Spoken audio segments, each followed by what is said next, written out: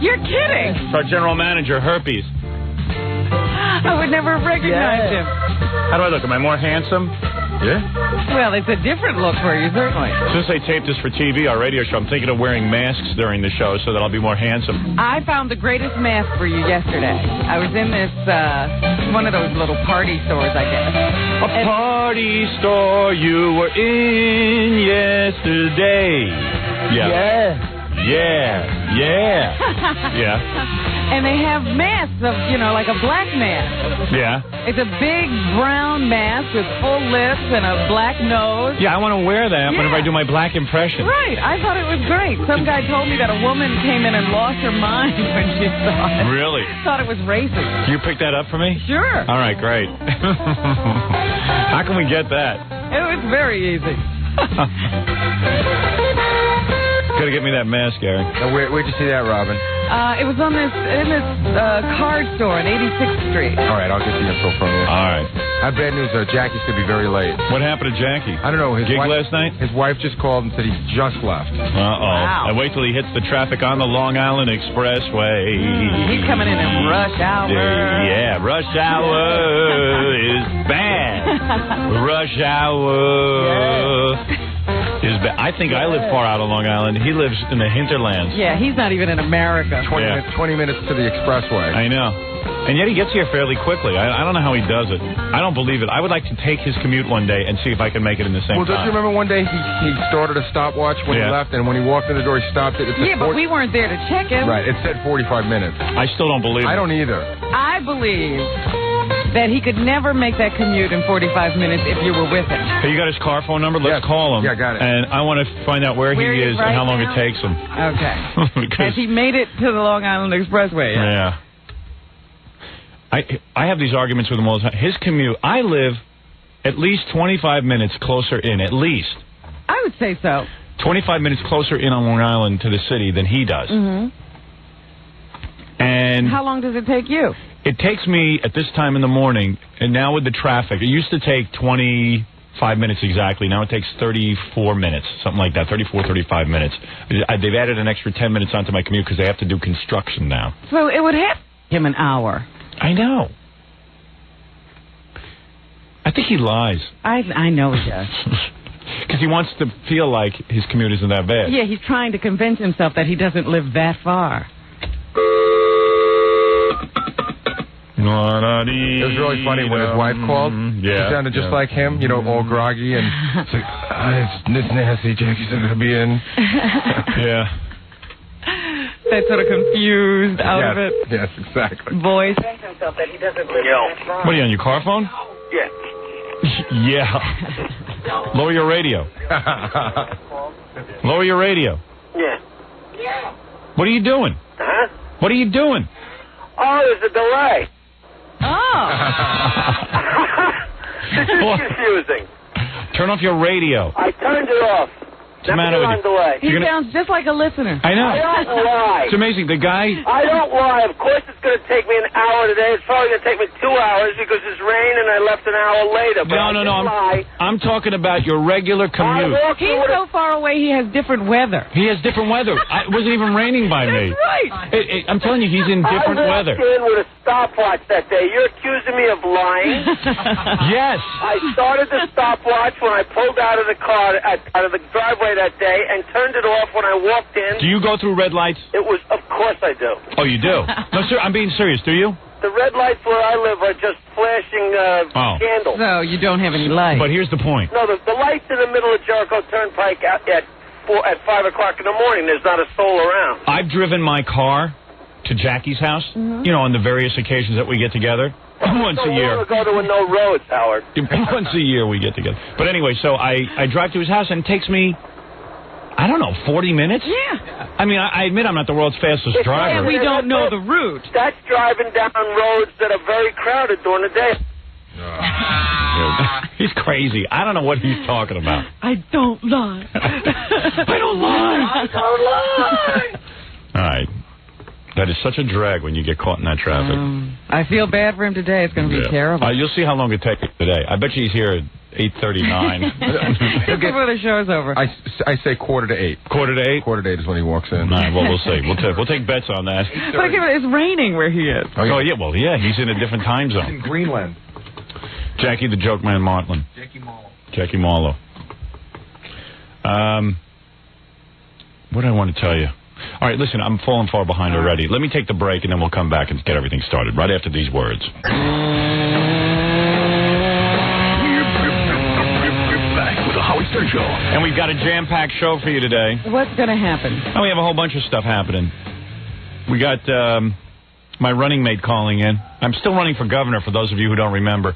Also, the woman who just posed in Playboy, the cop, is coming in.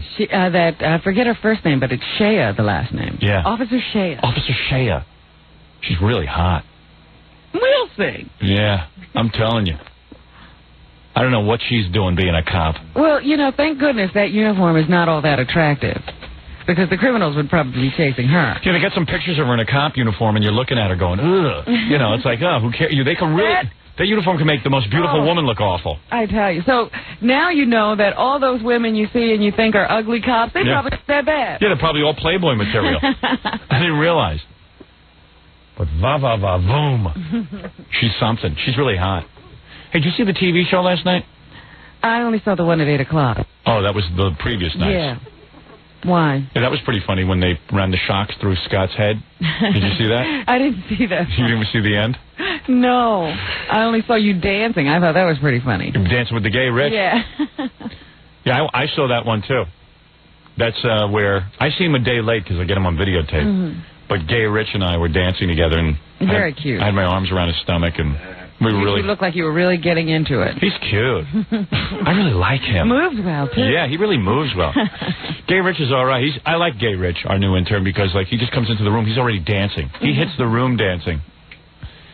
But you kind of like Gay Rich? He's a great guy. He really is. He's a lot of fun. In. He does get... It's just funny when you're in the office and he sees a guy he likes, he gets this weird tone to his voice. Yes. Hi. No. He'll go like... That guy's so cute. No. He likes to say a lot. He's oversexed. But he's constantly thinking about it. Like me. I couldn't get out of my mind this morning that I have to do a photo shoot after the show today, and we picked models. Do you have 3 coming down? Yeah. I actually okayed one of the ones you haven't seen yet. Oh, is that right? Because I was at Simon & Schuster yesterday doing some work, and the guy called me. Yeah. I need you to come up and take a look at these models, see if you think Howard would like them. No, I'm too busy. Just pictures. It was really cool.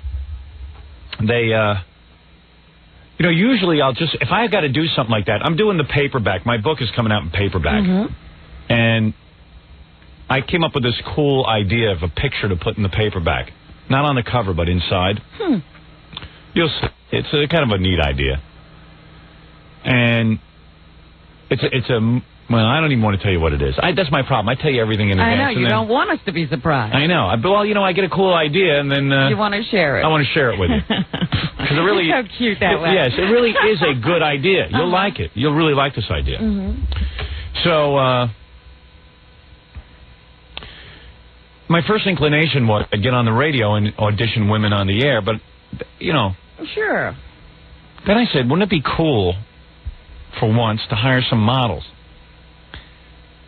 Because, that would be cool. I'm surprised you hadn't thought of it before.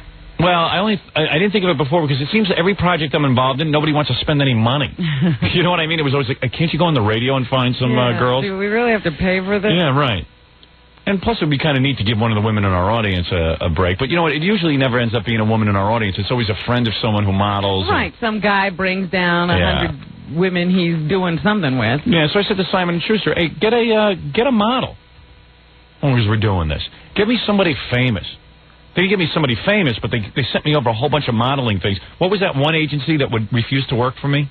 Was it Elite? Yeah, I think then so. that really was hypocritical. But then they called, and they called after the show yesterday, and they said that they didn't turn you down, that the company, the book company called and said that they didn't need them. They denied They denied turning us down. Is that right? Yeah. Because that would have been really hypocritical for a modeling agency to tell me that something's wrong with what I do.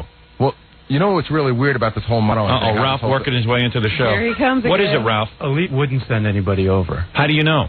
Because because I talked to him at Simon & Schuster, and that's what they said. There were a couple other agencies, I forget who, but... See, that's, to me... Elite just wouldn't send anybody. See, that reeks wouldn't send any pictures, anything. That reeks of hypocrisy, because, first of all, Elite's job is to get women modeling work. If an individual model doesn't want to work with me... That's one thing. And what basis do they find me immoral? It's like, if Larry King called up and said he needed a model to shoot pictures with, they'd send her over in a flash. Mm-hmm. But meanwhile, he's the guy who's a misogynist, hitting on women left and right, marrying them, divorcing them, taking them to court. All this crap. But they would have no trouble sending a model over to pose with Larry King. If Louis Farrakhan needed a model. Oh, he'd have the whole agency. Yeah, I'm telling you. They'd say, just come take the agency. Yeah, exactly. It's just like me. It's always me. And like someone's got a bug up their ass about me. And they're going to tell all of the Elite models can't model. There's probably a lot of models that would like to work. It wasn't a nasty picture or anything. It was just like... They didn't even ask. It wasn't even a matter of knowing what the subject matter was and turning that down. Yeah, that's weird. I mean, I think that's the ultimate hypocrisy. Because I'd like to go through... Get me, Gary, of all the last month, all of the different ads Elite models have been, and find out what companies they support. I mean, do they take a political stance on other companies and do things? They know exactly what they do and how they run their businesses and that they're not doing something unscrupulous or immoral or unethical? Yeah, and what is it I've done exactly to piss off Elite modeling agency? I don't even know who runs Elite. Like, was there another person in the United States you could think of that they would sit there and say that to? No. Maybe Dirty George, Ugly George. Yeah, right. I mean, but Calvin Klein says, send me over some women, post bare-ass naked with perfume bottles and crap, and they're like, oh, that's wonderful.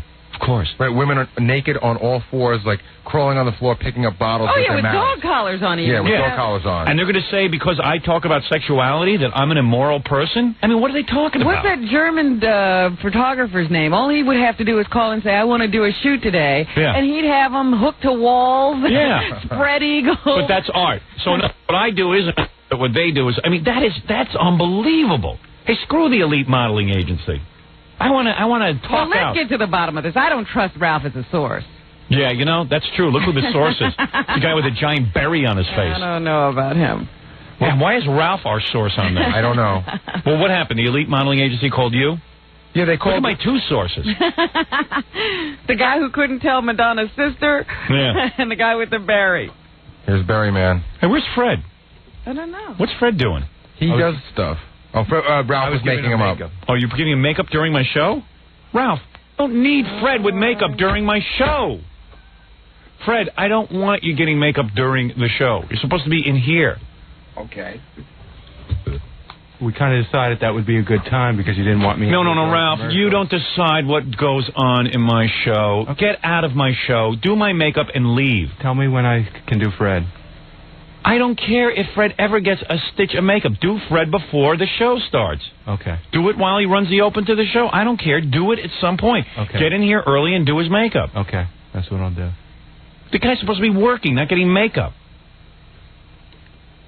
Of all the times you could pick Ralph, this was the one. I mean, it's unbelievable. During my show, Ralph is involved. It didn't take the whole time. Fred was also doing. Do you know why I call you douche? Do you know why I call you douche? Because you love me. No, because you're a douche.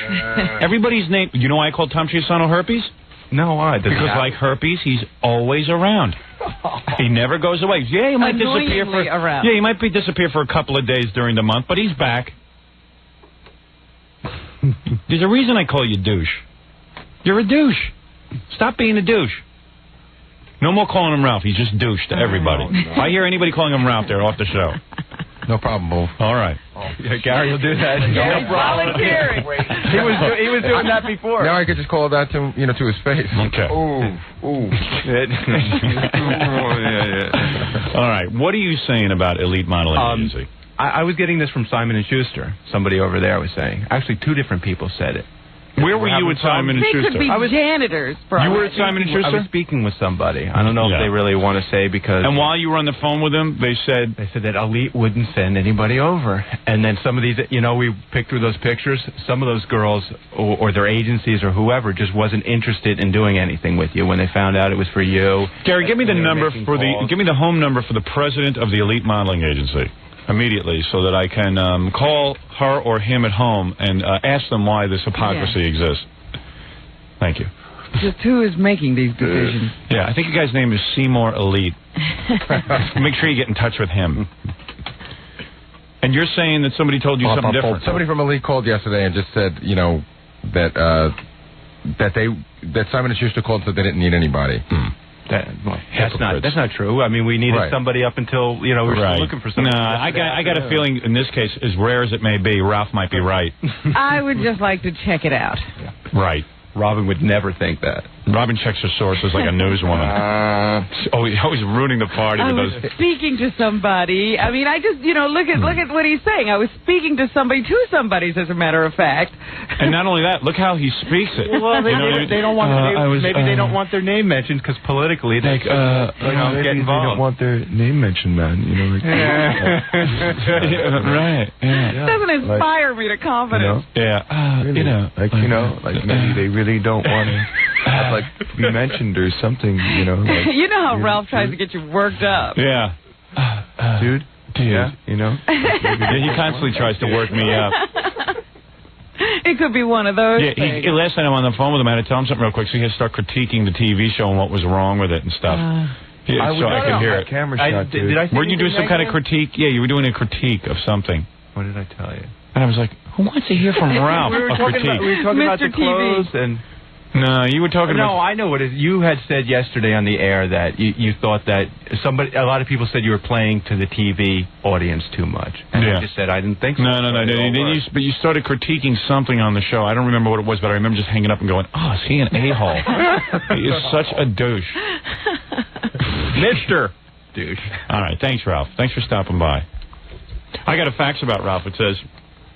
For God's sakes, Howard, keep that idiot Ralph out of the studio. You're just jealous. It is annoying enough to hear him on the radio, but then to see him on the E-show is more than you can expect us loyal fans to put up with. The other day you gave him a serious lecture about staying out of the studio, and 2 hours later he was right back in there. That's because it was edited that way. Baba Booey is a moron, but he's funny. Ralph is a dick. Papa Flunky. And let me tell you another thing about him. Is that fax from Gary? He is misguiding you terribly on your look. Go back and take a good look at yourself on Letterman, and you will dump Ralph. Oh. You're a little too old to pull off that look, Howard. Why the F would you want to dress like Bozo Ralph?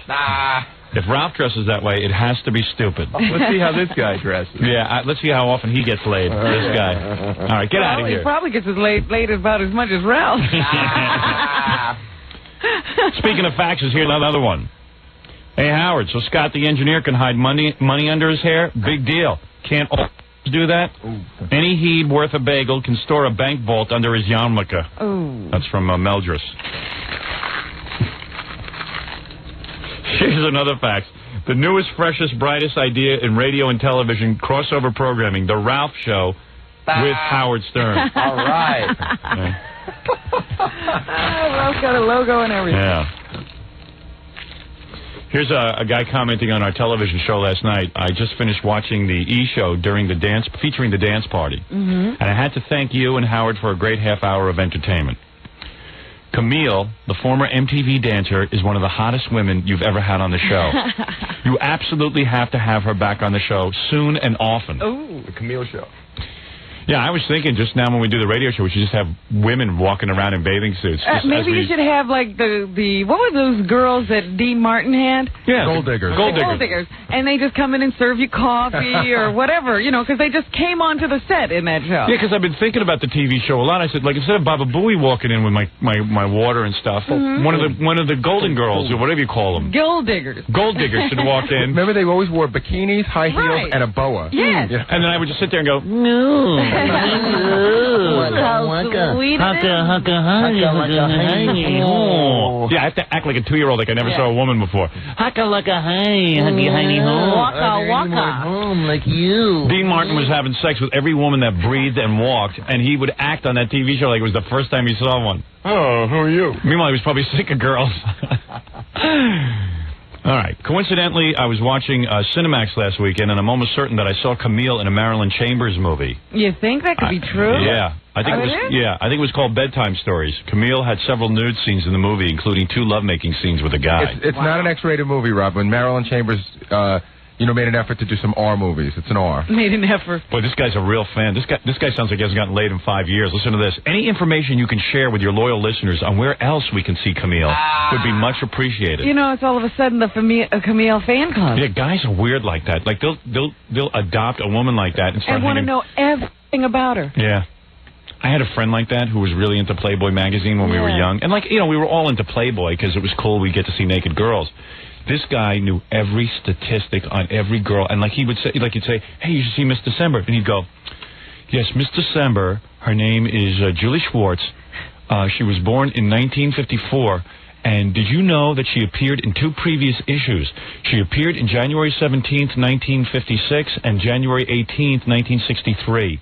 I mean, he had that much statistical information. I love the guys who had all the vital statistics, including her favorite turn-ons are. Yeah, and I was a kid, and this guy was in his 20s. Oh, sad. But he never got laid, this guy. Well, Amy Lynn and Sandy Korn told me that, those things in Penthouse. Yeah. The text. Right. That's written by a guy. Right. Yeah. No. And guys would come up to them and go. Hey, you just broke Fred's heart. Yeah, Fred memorized that stuff. Oh, did you hear him back there? Oh, no. I thought Amy wrote it. They said they would do autograph signings, and guys would come up and say, I think it's really cool that that your fantasy is to meet a guy and run along the beach. And they're like, what are you talking about? Huh? Hey, a-hole, I'm a lesbian. I don't even want to be with you. I can't even read. I don't even go to the sun. I use a tanning bed. Any information you could share with your loyal listeners on where else we can see Camille would be much appreciated. Does she dance at any clubs in the New York area or make appearances? Has she appeared in any other movie magazines or videos? Thanks again. Okay, she's on the cover of MTV Party to Go, the album, Volume 1. I know that. Is that right? Yeah, and she has made a couple other movies, but I can't remember the names. Cool. Camille. Yeah, she was pretty hot. I wanted to tell you something else funny about this whole model thing. Did you see the TV show last night? No, I didn't. You didn't stay up for that? I couldn't. No, I can't stay up till 11 o'clock. And even if I do, it's not on my TV. When I was talking to the guy at Simon & Schuster yesterday about the models, and he was showing me pictures and stuff, he said, what do you think of this one? It was one of the ones you looked at. And I said, I don't know. I don't think she's busty enough for what I was looking for. He goes, oh, yeah, she's got plenty. I saw her this afternoon. I said, well, what do you mean? Mm-hmm. He said, she was here. I said, how does that work? Yeah. He says, it's a go-see. In other words, he was interested. He called the agency. The agency sends her over to his office so he can look at her. Oh. Come on, man. Seedy as that. How come we not having wrong. Why don't we have the go-sees right here? I don't know. I guess it was after. Who did the go-see? One of the art guy, director? The art director that was here yesterday. And she comes by your place? She went to his office. Oh, man. But no, I mean, and then he's carrying on about, oh, yeah, she's got plenty. No. He was hanging, low. But I mean, imagine. I mean, he was on the up and up, but imagine how seedy that could be for people sure, like you just get on the phone and get a I don't know why more guys don't do that. I would just call modeling agencies. Well, I'm sure part of the work of the agency is to make sure that your business is legitimate. Yeah, I guess, but at the same point, could you send a model to Murray's Car Wash? Yeah, I mean, I'm sure there's some modeling agencies that are a little hard up. You know what I mean? Oh, I'm sure there are. You see their call ads in the paper every day. Hi, can you send a model over immediately? I've heard some of those scary things. What they usually do, now here's the scam. Right. A guy puts an ad in a paper and claims to be looking for models, and you don't need any experience. Then you get the real stupid girls who don't realize they're good looking, but they don't realize that they're not good looking enough to be professional models. Or maybe every once in a while you get really lucky, and the girl just fell off the hay truck. Yeah. And she is model material, but she's in your office. I saw a statistic that 95% of men and women in America, when asked, are you good looking, all say yes. Now, 95% of the people think they're good looking. And what they do is a lot of women and guys go to modeling agencies I know, like, my wife and her friend, when we were in college, went to a modeling agency for this. Listen, my wife was looking for a job for the summer. What, you want to be a secretary? No. Her and her friend go to this modeling agency. They don't have any pictures, and they go, hey, we're available to model. Here we are. And my wife's a lovely woman, but she's no model. You know what I mean? I'm just like, honey. We're ready to work. I'm like, honey, are you high? First of all, if you were a model, you wouldn't be with me. So her and her friend went, and her friend got offered a hand modeling job, which they were all insulted and laughed. I used to date a girl who worked at a modeling agency here in New York that was not a big-name agency, legitimate, but they were sort of like the first level. And if they got any good models, they usually got snatched up by a bigger agency. Yeah. And I saw, like, they just used to snatched up? Yeah, sorry. Interesting. They just used to get pictures sent in the mail. Right. You know, like, and you would not believe, especially like a lot of these Puerto Rican girls would send to this agency, and they'd be fat. Yeah. And they'd be like, and they'd be pictures of them in a bikini, with their hand behind their head. With the belly hanging over their bikini. With the big ass. I would like to model. Yeah, like a nice big ass. I would like to model. See. I would like to do what Cindy Crawford does. See. Don't I look like her? I know I don't look like her, but they say in the magazines that you're looking for ethnics. That's right. I got a big mole like her, but it's in the middle of my forehead. That could be something new. See. Well, we can't use you, but do you have a brother? And does he model? What is his name? Die. Exactly. Right. Let me take a break. All right, when you come back, we can talk to King of All Messengers. Oh, did you get some phone calls? Yeah, he made some good phony phone calls. All right, and I'll take some phone calls as well, because we haven't done that all this week. I'll take some phone calls, and then I'll tell you everything that's going on. We have a whole bunch of things to read and all that, and get to all that nonsense right after this. We're back with the Howard Stern Show. All right. Good morning, Howard. Good morning. This is King of All Messengers. I guess he made a few phony phone calls he wants to get through to us. Yes, haven't talked to him in a while. Haven't talked to the King in a while? Yes, Howard. I've been busy, Howard, and work and everything. Guys are going on vacation now. Yes, King. So you have to work. Yes, I do. Occasionally. Tomorrow I'll have to work. I have to drop off the payroll to them. I have to tell you, Howard, the E-Show is great. Hey, thanks. I really enjoy it. You know what I really like the most? The interviews that you do in the hallway after the guests leave. Yeah. That's great. It reminds me of the old Channel 9 show. Yeah, a lot of the fans like that. That's stuff that you can't hear on the radio and you can only see on TV. And, yeah, it's working out real well. People seem to really like it. And it's good for us because we're on in the rest of the country now. And I'm not... Are you getting letters from places there is no TV show? I mean, is no radio show? No. Oh. Thank you very much. We seem to be getting that over. I think they get that kind of mail at E. Oh, but it is coming in. I assume. I don't know. I don't know. I understand that people are enjoying the show as much who are not in our radio markets. That's what I was wondering. Yeah, that people seem to really be enjoying it. And I'll tell you something. This I have been upset for about a year now. Not just for me, but for our whole crew here who work very hard. And we sort of innovated this morning syndication thing, and we had to go through years of proving that the show would do well. And I got to tell you, I was really getting miffed that the federal government was keeping us out of a lot of markets. And I feel that ultimately for us to be national, I think it's all right. I think there's so many guys stealing our material in different radio markets that somehow I felt that we'd be on the radio in all these different markets and our careers would be a lot different as a result. And then suddenly the federal government started stepping in. Every time I'd be close to having a deal in some radio market, they just would shut us down. They would pressure the radio station or they would pressure the company we work for. It was just getting like to be a nightmare. And I couldn't find an answer. I really had no answer. And the answer came to me in the form of videotaping the radio show and putting it on TV. And what we essentially get is a half-hour infomercial every night. Very good. And I'm very happy about it. I'm very pleased that this is going on. If they can sell the Juice Man, they certainly can sell us. Yeah, well, I think now people at least are aware of us. Yeah. I taped the show. You know, in the beginning of the show when the radio explodes and the TV explodes? Yeah. And you have all these words that come up? Yeah. I taped the show to see if there's any message in there. And I played frame by frame. I see the King of All Media. I see Robin's name. And Baba Booey and the word down. I can't figure out the rest. When you figure it out, I think you're in for a shot. Really? Yes. I'll tell you. I devised a secret message in there, and you are the first person who actually noticed it. I'm going bananas. When you read it, you'll find, I think you'll be very happy. I hope so. I'm trying to decipher it. I can't figure it out. It's a mantra. You will just repeat the word like 50 times when you figure it out. You'll see. You'll love it. As a matter of fact, that opening on the TV show is going to change. There is an absolutely hideous shot of me. I was in a studio, Robin. Mm-hmm. That opening of the TV show was shot on film. Yeah. And I had to sit there all day, and they had me talking to a microphone. And they were fixing my hair, my lighting, you have no idea what they were fixing. Every angle was attended to. Unfortunately, I think the cameraman must have been blind that day. And they paid attention to every detail except for what was going through the camera. And I got to tell you, it might be the ugliest picture I have ever seen of myself. What are you talking about? You know the open to the show where I'm standing there talking and I'm going, yeah, that's right, and this and that and the other thing.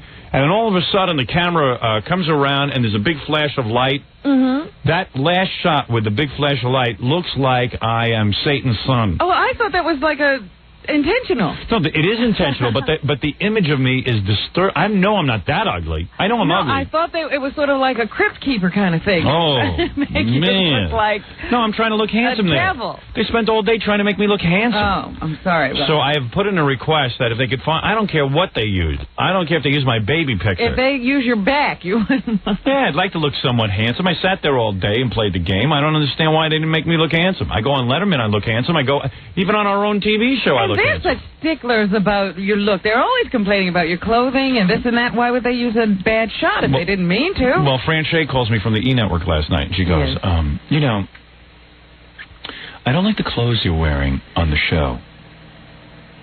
She goes, you know, because every night I call up with a critique of what they did wrong. Mm-hmm. That's why the show... Oh, so now she has to find... Well, yeah, I call up, and first we have a discussion about the shots and the placement of the shots, and then we have a discussion about content and how to edit. And we have a discussion about blah, blah, blah. You know, I'm very involved, let's say. Of course. All right? I think if this is how we're going to present ourselves to the rest of the country, I want to make sure we're presented properly. Mm-hmm. So after I go through that, and it usually takes about 45 minutes to an hour. We do a half hour at a time. We make 2 phone calls. Okay. And then I think she writes everything down that I say and then throws it in the garbage. Because you've seen all your improvements implemented. No, actually, the show is improving. There's a group of people working on improving the show every day. Mm-hmm. In fact, anything that you see, is a team of people in there. They're working very hard. I'm not knocking it. It's just that there is improvement to be made. I tell you, Ralph looks better on TV than he does in person. And usually it works the opposite.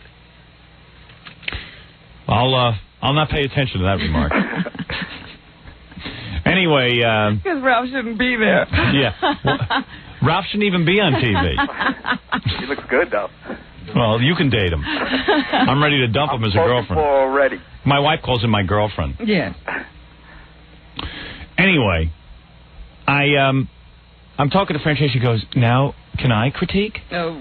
And I'm going, oh, boy. Have I set myself up for something with this? I go, yeah, what is your critique? I think the clothes you're wearing are not tailored enough. Oh. All right, so I'm trying to figure. I said, you know what, Fran?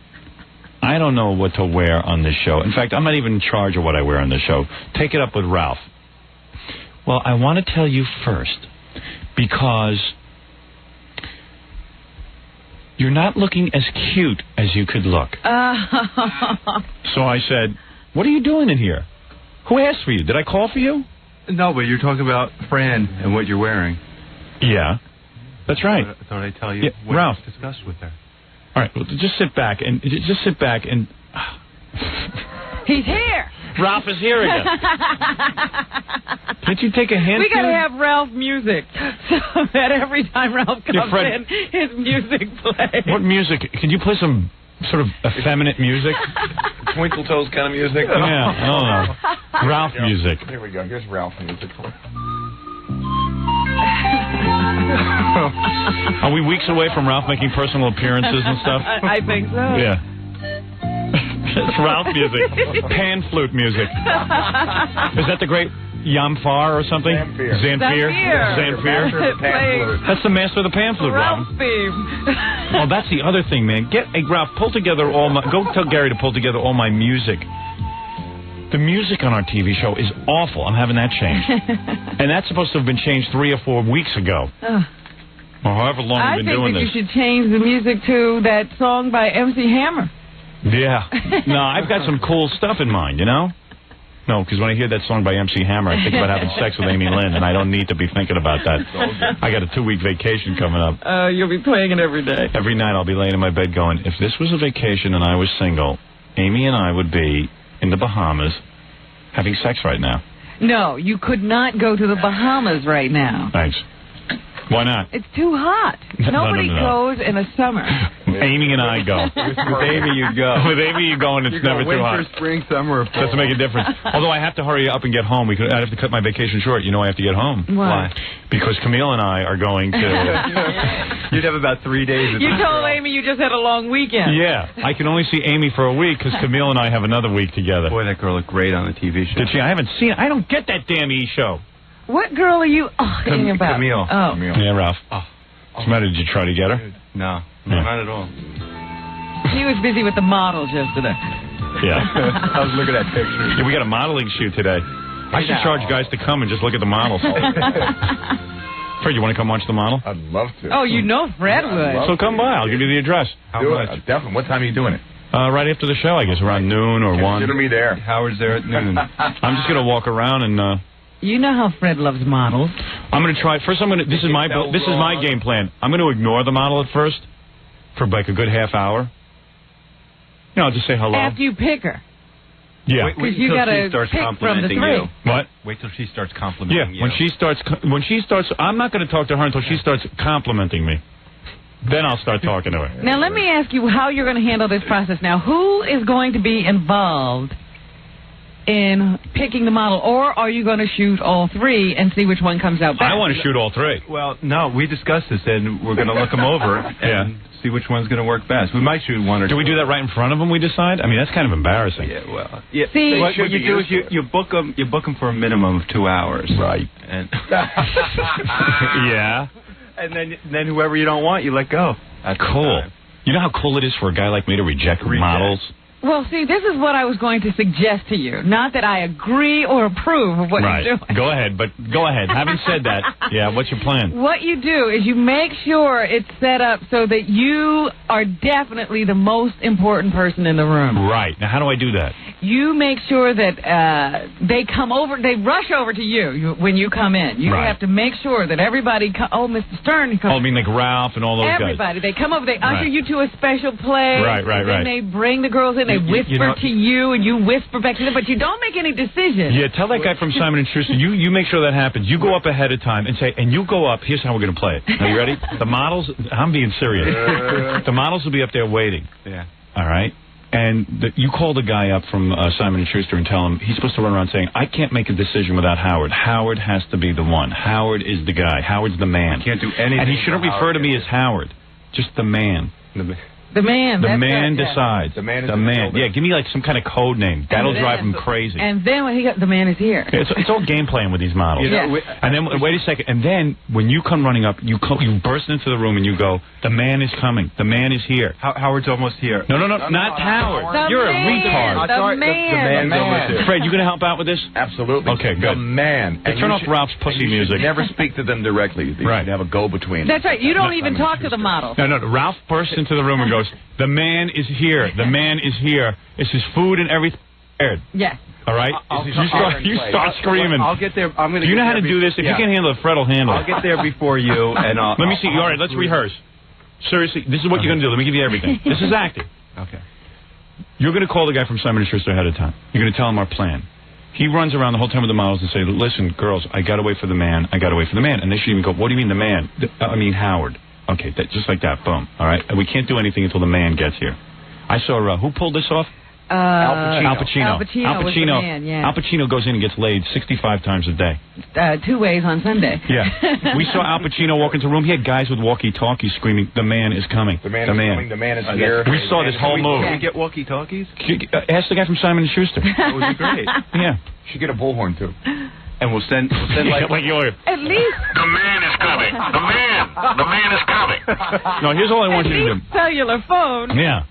And these models won't know what's happening because they don't listen to the show. They're all asleep. They're too good to listen to shows. You know, you got to set them up so that they don't even know what day it is. They got to feel like dirt by the time I walk there. I think Robin hit on something. If Ralph could walk around with a cellular phone like he's receiving messages from someone. Yeah, right. Yeah. You walk Like in on his cellular. the man is almost here. the man is almost, and then you go, hold it, everybody. I can't hear. What?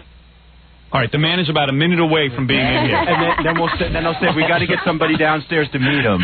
Yeah. Build that anticipation. Yeah, build anticipation. Because these models, they probably won't even, they don't even know who I am. They don't listen to morning radio. They're, out of They're it. sleeping. They're starving. I know this. All they do is walk around skinny all day. These models are super thin. Yeah. So anyway, then you walk in. I'm being dead serious about this. We got to pull you this gotta off. pull this Can you off. pull this off, or are you just saying it for the radio? Or do we have to get somebody else? Seriously, because Fred can handle it. Sure. I think me and Fred should both do it. I mean, why just one person? We'll circulate. All right. I think me and Fred should have walk. So you guys run in and you go, okay, the man's here, there's man's here, and so the guy from Simon & Schuster's already referred to me as the man. Then you run back out, and I walk in, and I just say hello to everyone, and then you usher me somewhere. Usher me, somewhere. Actually, you should not say hello. You are the man. Yeah, but you should come in with your. All right. Okay, you think that you gotta just walk. You are the man. You're shy. I'm the man. Okay, you're sensitive. You're like Michael Jackson, right. you know. You gotta go over to your corner, and you will not speak to anybody but the people you know. The man. And I have to make sure that you have an area. You know how. But you know what? You rush me in so fast, I don't even have time to say hello. That's right. You're the man. I'm the man. Those director's chairs right in the through corner. here. Right through here. Right. Yeah, right. Make room for the man. Stand back. No, you don't yell at the man when I'm there. Really, the man. They only refer to me as the man behind my back. All right. Not when you're there. Howard. Okay. I gotta get all the when rules. I'm not around and you're talking about me in front of the girls, you call me the man. Okay. All right. This is going to drive them into a sexual frenzy. This is going to be the coolest thing we ever did. We ought to videotape this and put this on the TV it's show. Great. I would love to see this. Yeah, but that'll blow it because then they'll see we're doing it. But the man is making a documentary. The man. Yeah, but when the man makes documentaries, they never put stuff on like that. They're too embarrassed. I swear to you, if you think this sounds jive, Al Pacino's got this whole thing worked out. He has 2 bodyguards that walk around with walkie-talkies and start, they're like... The man is about 5 minutes away. We just got a call on his car phone. Over. Check. Now, where was this we saw this all going on? It actually was Scott working a gig. Right. Yeah. And he was playing the music, and he saw all this happening because the man was coming to this party. Yeah, and it was like just a social event. Yeah. Oh, yeah. He walks into a social event like this. What is it, Baba Booey? Jackie's got an idea from his car phone. Hold on. Hey, King, I got to put you on hold. Okay. One thing I like about Jackie, he's a team player. Even if he's in his car, he's busy working. All right, that's decent. There's a guy working at least. He deserves his paycheck. Yo. What'd you get? What was your idea? I think they should lay palms in your path like Christ. No. Yeah, but You know what? That's overkill. You know what it is? You don't want me impressing models, do you? You want him to blow it. Jackie decided he doesn't want me to get any models. I got an idea. To make you look like a jerk. Hey. Where are you already? I'm at my parking garage. I'll see you in 3 minutes. All right, see you in 3 minutes. Hurry up. Jackie can't drive. Yeah, right. Jackie driving into a wall. He must have driven off the road. Howard models, I gotta get in on this. Yeah, I gotta be there. Oh yeah. That was a waste of a King, you back? Yes, I am. All right. Hey, let me just wrap this up, okay? Okay. So, Ralph, you're going to walk in, the man. Fred's going to walk in with you, the man. Now, what are you going to do? Are you going to sit there are you going to interview the girls? No, what'll happen is, now here's the move. Or are you move. just going to look them over? Here's the move. Turn around. You know what? Here's the move. I got the move. Would everyone stop for a second? All right. Calm down. Here's the move. If you really wanted to be obnoxious about it, yes. Ralph and the art director and Fred would sit in chairs somewhere and look at the girls while, I'm behind a door or something. Just take Polaroids and bring them over. Just take Polaroids and keep back and forth into the room. Right. No, that's not the way. Now, that's one way. Let me give you the second way that I handle this. All right. Or line them up like veal. Oh, this is the greatest thing. This is what I've waited for my whole career. Howard. This is the best. This will work them into a sexual frenzy. We should call and book some more girls just so we can. Just so we can do. Yeah, why waste this on 3 girls? So anyway, that's one way that is kind of neat. Yeah. Or you put 4 chairs there. The guy from Simon & Schuster, you, 5 chairs, whatever. I don't know. Yeah. Fred sits there. Yeah. All right. You guys go out and sit and wait for me to come out. The girls just stand there. Everyone gets a little edgy. You make them wait a little bit. I walk out. I sit in a chair. I say hello. I'm polite. Yeah. Hello. At this point, I say hello. And I sit there, and I start reading a magazine. Yes. Yeah. You like this, Yes. right? Yeah. I start reading a magazine. Yes. Then I'm thumbing through the pages, and they're talking to him. And I appear not even to be a part of the decision. Mm-hmm. Every once in a while, everyone goes, hold on a second. They whisper in my ear. That's it. They whisper. I don't even look up from the friggin' magazine. I could care less. That's the move. Then, in the middle of it, you go out, Ralph. You call me on the phone. I get a phone call in the middle of it. And I start yelling at you on the phone that I'm not going to do that in my movie. I start screaming about my movie. Oh, okay. I'm not doing that in the movie. Yeah. The man taking a phone call about this, I don't know. You don't think? No. All right. You don't like the man on the phone. Okay. All right. Wait a second. The man has agents and men. All right. Yeah, that's true. The man never does anything. That's chicken ass. Maybe it should be your age. No. I don't talk to my agent. No. He's nobody. There we go. That's the way I got to treat him. I'm the man. Maybe I just say, I can't take the call now. No, I wouldn't even. No call. No. All right, that'll be Joe.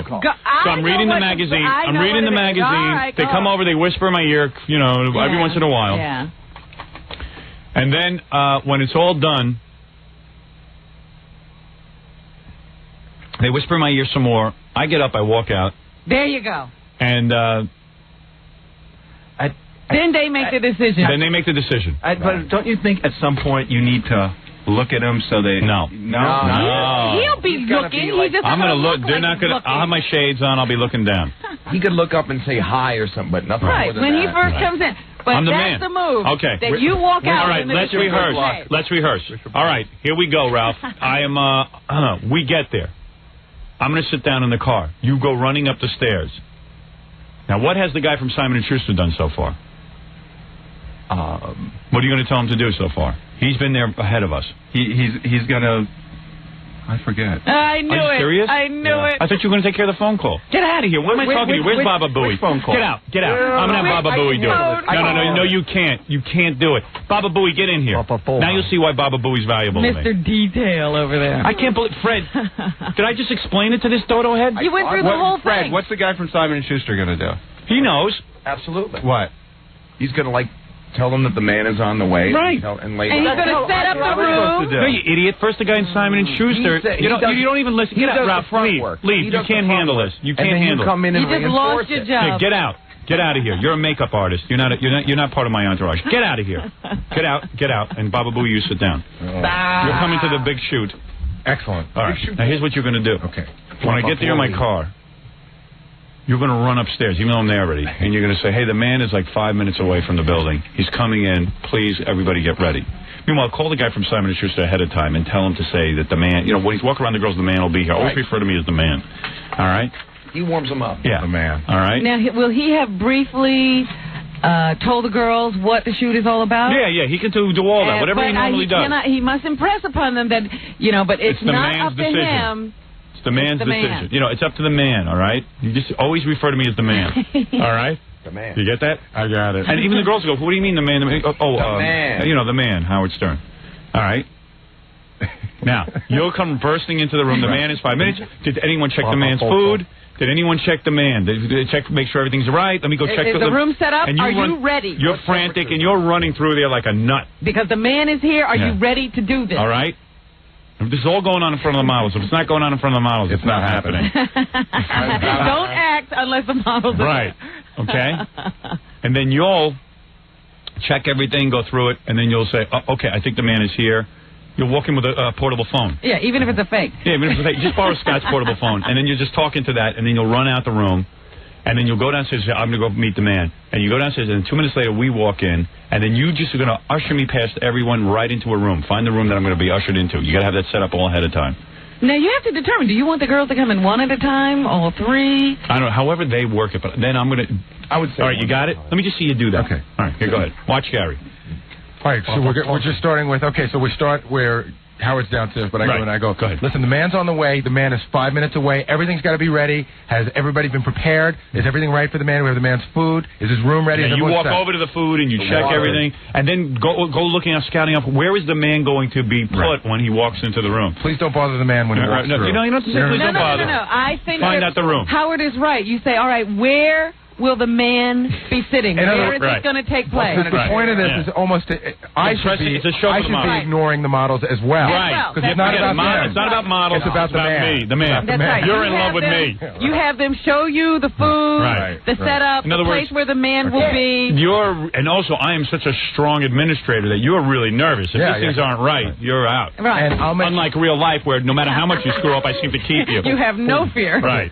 And I'll make sure that the women know beforehand, before I'm even there, that this whole thing is the man's decision. Right. Right. Well, you tell the guy from Simon and Simon and Schuster. Schuster should take care Should of I that. say it in front of the girl? No, the guy from Simon and Schuster should handle that. You handle that with him before this all goes Right, down. right. Okay, so good. now you're here. Right. Now I'm on my portable phone. Right. And I said, okay, get ready. The man is coming up now. We're going to meet the man. Right. As soon as the man comes in, as soon as you walk in, I usher you right past the models directly into a room. Right. That's where we're That's it. Thank you. Sounds good. Okay. Man. I love it. I can't wait to get there. Hey, King, can you hold on? Let me do a commercial I break and bet then we'll hear your calls. you know what I bet? Okay. What? I bet you won't be able to do this. You'll turn into a nice guy as soon as you walk in. No. I'm What are you doing going to do? Okay, here's a little thing to practice. What do you do if one of the models is a big fan and maybe she has a book, or even if she just says, No, don't worry Howard. about that yet. Don't even right now. You just usher me They in. are under the gun. They are being scrutinized. They're looking for a job. Right. This job probably pays $3. What is it? Dude, you're out of here. Yeah, what are you I threw doing you back? out. Come on, man. What are you doing back? I can handle it. No, you can't. Howard, you just cut the guy's oxygen line. He's gasping for He's air. out in Hybrid space van. floundering. Yeah, right. What is it? Let me be part of this. Oh, It sounds man. fun. It sounds like fun. Yeah, but you can't handle it. I can. All Absolutely. right. We'll see. I'll make sure. I'll Yeah, run. I'll and let make you sure blow the whole do There's thing. my notes, Ralph. Yeah, Ralph, go handle it.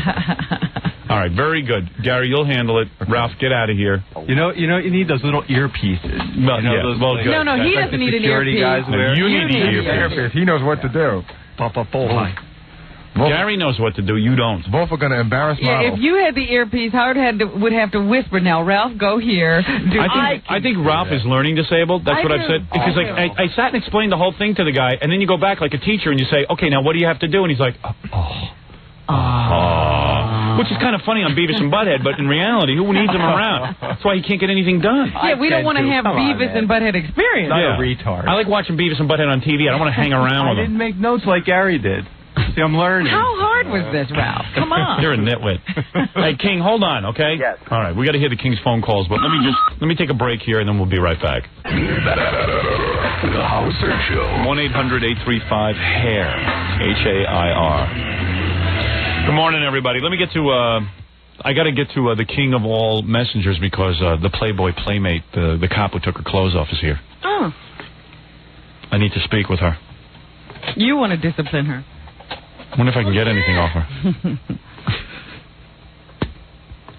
Hey, Yes, sir. the king. Yes, Howard. Who did you call? Okay, this first call is to New Jersey Tonight, and they were discussing the World Cup soccer. Yeah. Here you go. Be playable in December. Okay. Hold that thought because we've got a lot of calls I'd like to get to. I'd like to talk about, obviously, New Jersey and whether nationwide professional soccer will be successful. But first, let's go to Ronnie in Manhattan. Ronnie? Good evening, Mary. Hi. Hi, good evening. My name is Ronnie Munn. Is it true that the sport of soccer in the European countries is just as popular as Howard Stern's penis? Oh, let's go on to John in Plainfield. John? Oh, hi. You devil, you. And the second call is to Gail Gardner. She's the redhead that used to do the NFL commentary along with O.J. She's Yeah. now on the Food Network. Oh, good. And they were discussing that infectious disease, streptococcus. Streptococcus, which attacks the skin. Yes. All right. Here you go. And blistering. Those would all be clues that there's something serious going on. Okay, good to know. And we have Ronnie on the line from New York City. Ronnie, a question about your son? Yes, I do. Good evening, Gail. Good evening, doctors. With my 7-year-old son being very accident-prone, I'm very concerned about this infectious disease, as you might guess. My question for the doctors is Streptococcus the same as streptopenis, the disease Howard Stern has? No, I don't think it is. Well, maybe he could get it. That would be fine. What people who get abrasions and things like that, what should they do? How come on a Food Network they're talking about skin diseases? I don't know. The title of her show is Getting Healthy. So they talk about all things like that. Oh.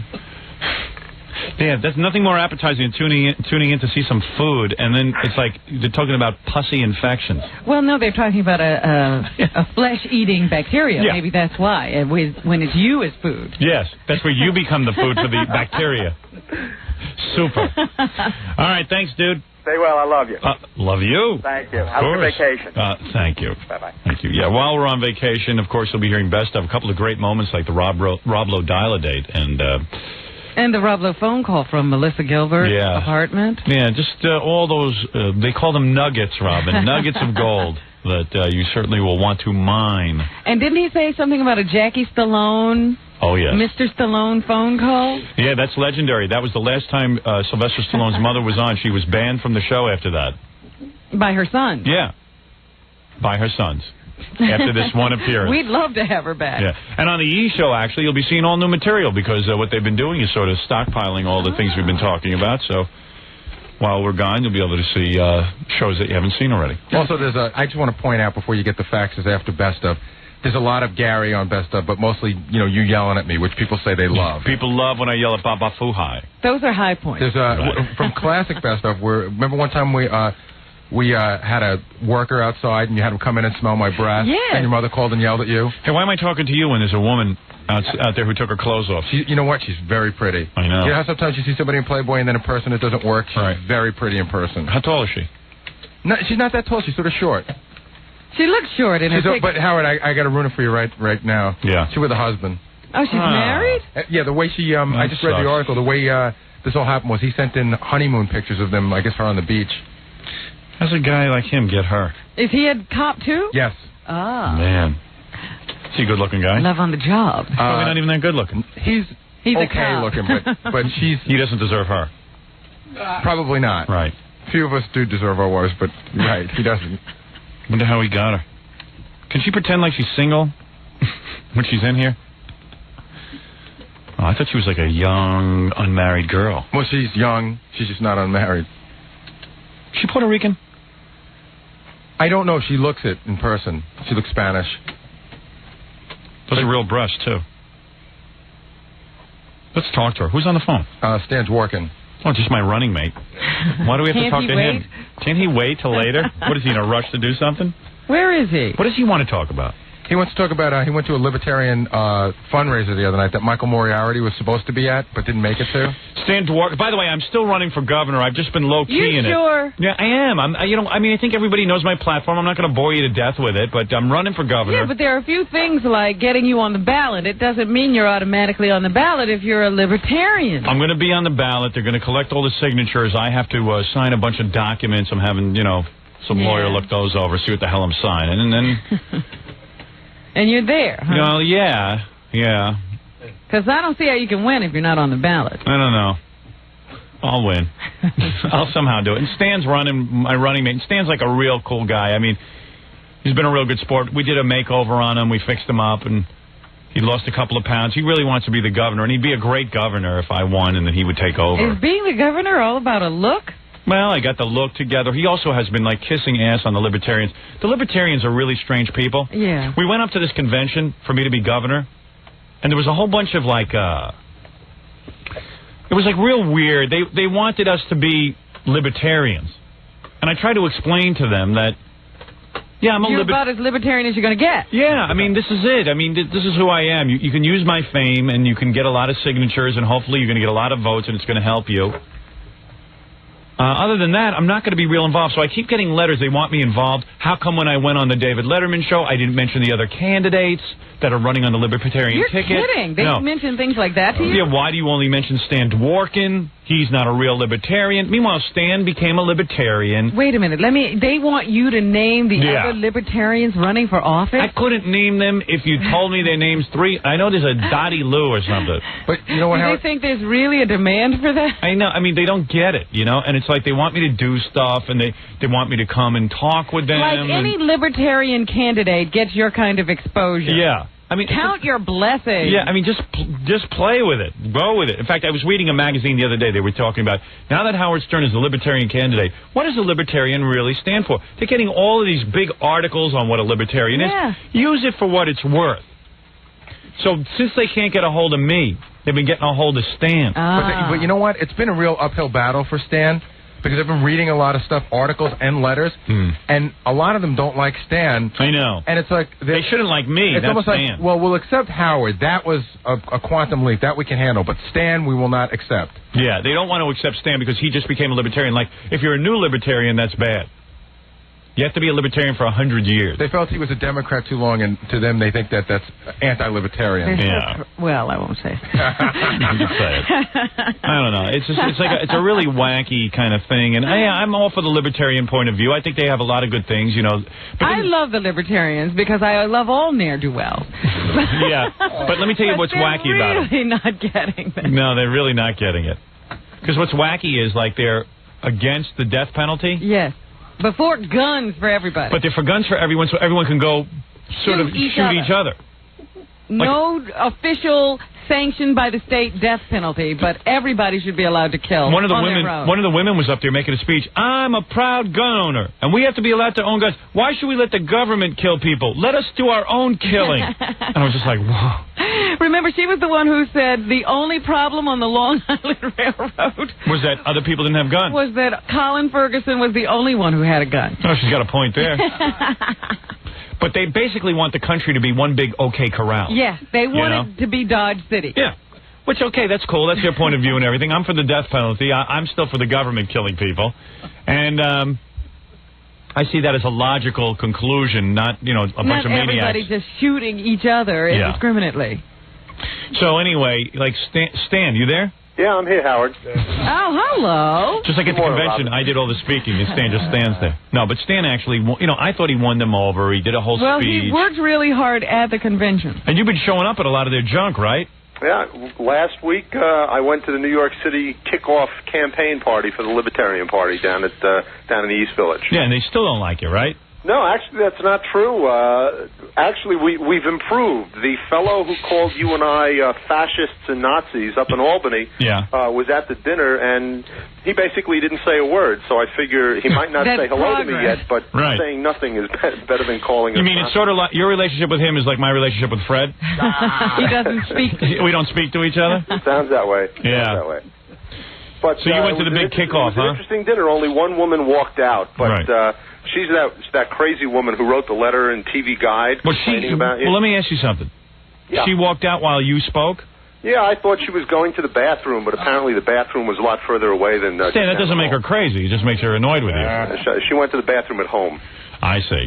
Well, anyway, the point was that you've been a good sport. You've been going around to their stuff. Stan always calls me and goes, they want me to do a barbecue. I'm like, well... Yeah, they have all kinds of weird little get-togethers. I always tell Stan, do whatever you want, man. If you feel like going, go. If you don't go. I mean, don't get crazy with this thing. Well, live your life. I'll tell you something, Howard. I had a thought yesterday about this whole concept of equal time. Yeah. I don't know if you realize that when it comes to equal time, all of the press media, all the TV coverage, and all the polls talk about Pataki and Cuomo. We're not being considered in these polls. Right. Yet you have to consider Cuomo and Pataki when you consider your equal time on your station. Yeah, well, there's a whole bunch of hypocrisy. The thing that could drive me out of the race is the equal time issue. So, because we have to work. Yeah. So if you're a radio guy, they expect you to lose your job, like actually go off the radio, not work. Well, I think what you have to do is you have to make it clear Governor Cuomo, give us equal time elsewhere. Yeah, well, Governor Cuomo can go on any TV show because he's the governor and get all the TV time he wants, and nobody says anything about equal time. It's a joke. It's very frustrating because there are things that you and I stand for. I mean, we're basically the vanguard of modern political thought. Stan, have you been drinking? No. Howard, listen. We spoke about the death penalty, and a week later, Pataki announced he's in favor of the death penalty. Of course. Over 2 months ago, we did that. Over 2 months ago, we spoke about legalized gambling, and now the upstate Republicans have a resolution in the state legislature to do that. Let me tell you something. Now I'm curious. now that I'm proposing the elimination of the New York State sales tax on clothing and Are you proposing that? And proposing the repeal of the deposit bill. I didn't know what he was doing. I didn't know you had any position papers. Oh, I got lots of positions, Howard. That's Really? why you chose me. Yeah, I mean, he's good. I mean, he's a real public servant. He's served in office and cut budgets and everything. Well, anyway. Hey, the thing is, Stan's going around making speeches. I have no idea what he's doing, but I don't care. He's already plotting out things. Yeah, I wonder if I agree with Stan. But it sounds like I do, though. It sounds cool, you know? It's cool that listen, Stan Howard, has a position. As long as you're talking about cutting taxes, you get my vote. Yeah, right. Just don't do anything stupid. Well, listen, you don't want to go shopping in New Jersey for your clothing. No. If there's no sales tax on clothing in New York... Stan, we're going to win. I know I'm playing it low-key right now. Just mellow out, okay? You do all the stuff, you do all the campaigning and everything else, and I'll take care of everything else. You deal with the libertarians. Okay, I'm only upset that I missed the dance party yesterday. Yeah, well, I don't need you there. You're going to be the governor. Yeah, that was not a political event, and you know what? You're going to be the governor. I got to keep you away from stuff like that. Oh, okay. I got to keep you away from all scandal. All right, very good, Stan. Okay, Howard. Stan the man Dworkin, the next governor of New York after I step down. Take care, guys. Thanks, Stan. So long. Stan, my running mate, a real man of the people. Somehow all politicians scare me when they start talking. Stan holding on to the dream. Ever so tightly. It's like he's serious or something. Yeah. He gets into that mode, and I go, He's what cool. is he thinking of? He's a cool guy. He'd actually be a great governor. He really would be. I suppose. That's why people would vote for me. They'd get him. Hey, Stan Schman, let's get to the girl. Oh, my goodness. I was just What's talking the to matter? her and her husband. She's so beautiful. Oh, man. Guess what nationality she is? Puerto Rican. Nope. Malaysian. Nope. Mexican. No, not Mexican. Is she Mexican? Nope. What? Israeli. She's Israeli? 100%. No hair under the arms? Not that I saw. Did she grow up in Israel? She just said that she's 100% Israeli. She's got She's a tough broad. She's got sort of a thick New York accent, but it's good. It's not like annoying. Will she get naked for me? Her husband does not seem like the kind of guy that would allow her to get naked. Oh, I'll kick his ass. What do you mean? He let her be in Playboy? Yeah. Well, he got paid for that. Or they got paid for that. Does she have a yarmulke bra? Did you ever see what Israeli girls wear? They actually wear 2 yarmulkes. Is that how they make a bra? Yeah. She's religious, huh? Excellent. All right, let me take a quick break and then we'll get her in here. Yep. Okay. Carol Shaya next. Shia? She's in Playboy this month. I'll tell you all about it when we That's get back. the Israeli pronunciation. Yes. You know what that means in English? What? I can take my clothes off. We'll be back right after this. We're back with the Howard Stern. All right. Anyway, so what happens when a woman who is a police officer decides to take off her clothes? Someone did this about 10 years ago. Some cop. She wasn't as good looking as Carol Shaya. I think she was she posed in like Hustler or something. I don't know what it was. It was called Beaver magazine. Was it Beaver? Believe it or not, I think that's what it was called. Yeah. Hey, yeah, bring in Carol. Right. Oh, yeah. Oh, Carol. Ooh. You're hot. Oh, smells good. Hey, you even have your gun strapped on and stuff. And handcuffs. Right. And handcuffs. Cool. Yeah, you never know. I might get fresh. Thought about all that already. You might have to subdue me. You never know. Yeah. We'll Those see. aren't breast implants? No, these are real. I can't believe As you're real married. As you can get. What'd you get Why? married for? Why not? Oh, you got the Playboy thing around your neck? That's right. I'm Do proud. you ever show up at the station house dressed in this with this low-cut blouse and the tight jeans? I try to avoid it. Yeah, right. They look when I don't wear low-cut blouses and tight jeans, so. I saw those pictures of you in uniform, Yeah. and it was like, it's really weird looking at a girl with a gun strapped to her side, like a real sexy girl with a gun strapped to her What side. does that do to you? It puts me in my place. It's like my uncle was a cop, and he used to walk into the house when I was a little kid with his gun on. Yeah. Like into my house, like he was always had the gun. You have to carry a gun, right? Yeah. Supposed to. Yeah. Yeah. So he would walk in. And I know my parents would be all freaked out because I was totally into the gun. I was totally fascinated with the gun and everything. Yeah. Under lock and key. Yeah. My uncle was so into it and everything because he'd walk in, he'd be a big man, right away, kids up with his gun. Sure. But I don't know. You see you got some body on you. What do you work out? Yeah, 3-4 times a week. Yeah. So you met that guy? That guy? Your husband? Oh, that guy, my husband. Yeah. He's like a real cop. He's like a sergeant out there. 13 years. Yeah. Gary says he's like a real cop. Wow. Gary's talking to Carol, and he goes, so where you live? So she starts to tell him where he lives. He goes, no. You just say Queens. Right. Yeah. You know what I mean? Like cops are always suspicious. Right, and they don't give out any information. Right. You don't give out any information. Like he's a real cop. Yeah. Oh, boy. Speaks that whole lingo and everything. Huh? Yeah, we both do. I give you marriage 2 years. Do you? How long have you been married? A year already. I give it another year. Another year? We'll Because see how. with Playboy, She'll never stay a cop, is what you're saying. she's not going to stay a cop. What's going to happen? They're going to have her. They're going to give her like promotional stuff to do, and she's going to really get into it. It's going to be a different way of life. And then she's going to be gone every once in a Yeah, while. how can you maintain this job if you go to work for Playboy? Then she's going to start meeting guys, Rich guys, and she's gonna end up in divorce court. I want to be the one with the money. Yeah, you're going to be the one with the money. I don't want the man to have the money. I can't believe you're a cop. And I wonder. Like, I look at you in those pictures with you with that police uniform on, and I'm like, would I notice that she was a piece of ass? If you don't mind, officer. Here we go. So your husband must be like really proud, right? He's so proud. Yeah, come on. He's so excited. How many cops get a Playboy Does he Playmate? go around the station house showing his wife to people? Yeah, does he go around like showing the? I don't know. I honestly can't say yet. I don't think so. Barry said you guys met during the riot. During the riot, Heights. Crown Heights riot. Well, there's a good place to pick up a guy. You know what, Robin? Didn't I say I was going to go down to the Crown Heights riot and see if I could pick up women? Believe me, judging from your look, I'd say you started the Crown Heights riot. I think the blacks and the Jews were going wild when they saw her. Yeah. They were. I can believe had a it. few little Jewish kids chasing me. I believe it. I really did. I thought you were Puerto Rican. Israeli girls don't look like Jewish girls here in this country. No, they don't. Yeah, it's a whole different look. And most Israeli girls think like American men are weaklings. Yes. That's why you'd have to marry a cop, like a strong, rugged cop. I never thought I'd marry a cop. Right. That'd be the last. You thing grew I up in would think Israel? of. No, I was only there till I was 4. Well, you got some body on you. Those are real breasts? Yeah, these are real. Let me frisk you. Let me cuff you, Howard. I'll let you cuff me if you let me frisk you. You'll be cuffed the whole show. Oh, really? Yeah. Oh, man. Can you handle it? Come on over here and kiss me hello. I don't care if you're married. Oh, Howard. When's the last stop. time you kissed I'm blushing. When's the last time you kissed another man? It's been I a don't while, huh? recall. You don't have feelings for other guys? No. You never think about men? No, isn't that a silly question? You never think about other guys. I am a woman, right? But you never think about other guys besides your husband? You think about other guys. Come on, you know you do.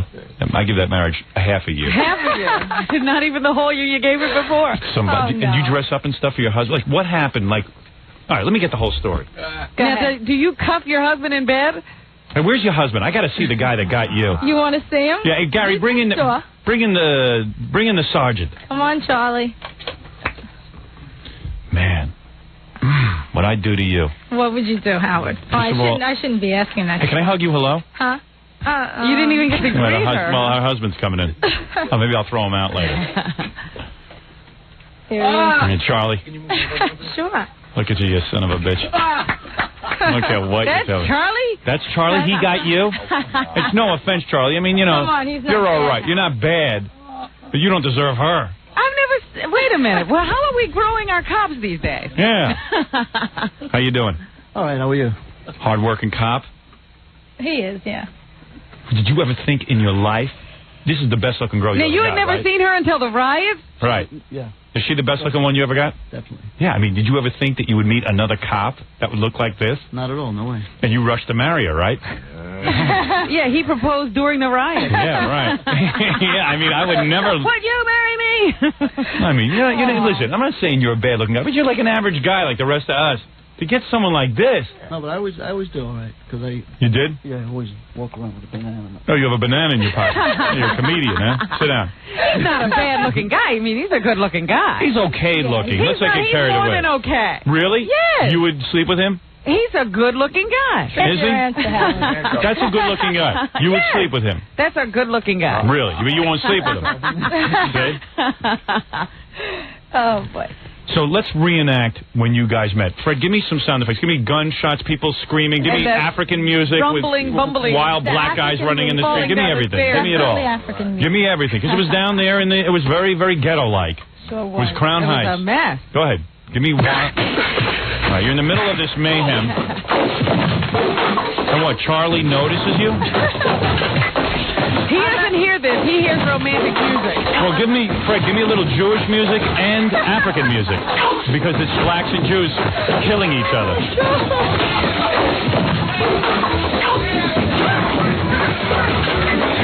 That's Jewish music. Is it? I can't tell. I don't hear any African natives. I don't hear any tribal drums. Here come the blacks.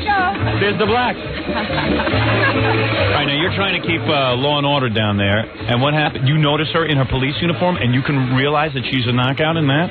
Or had guys been telling you about her? No, we just happened to be working right next to each other. Yeah? And we started talking. Started talking. Yeah.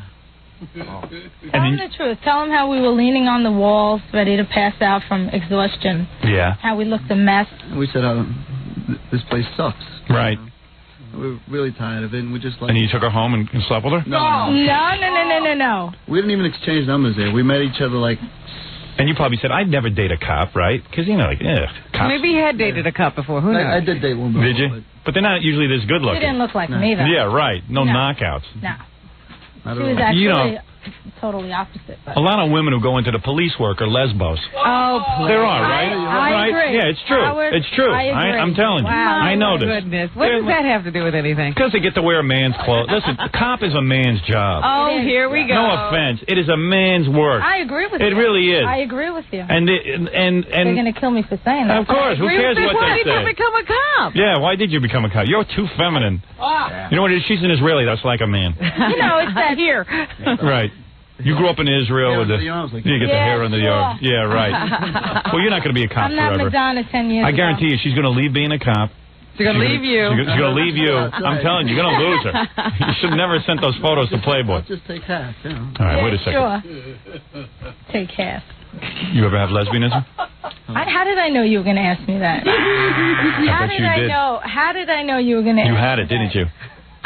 You had another woman. Howard, Did you? how do you know? Did you? Oh, my goodness. You had one, didn't you? I could tell. Oh, boy. No kid. Boy, you lucky bastard. You hit the jackpot with her. Howard, I didn't agree with you yet. You've had another woman. I didn't agree I with see it in you your yet. eyes. You don't have to agree.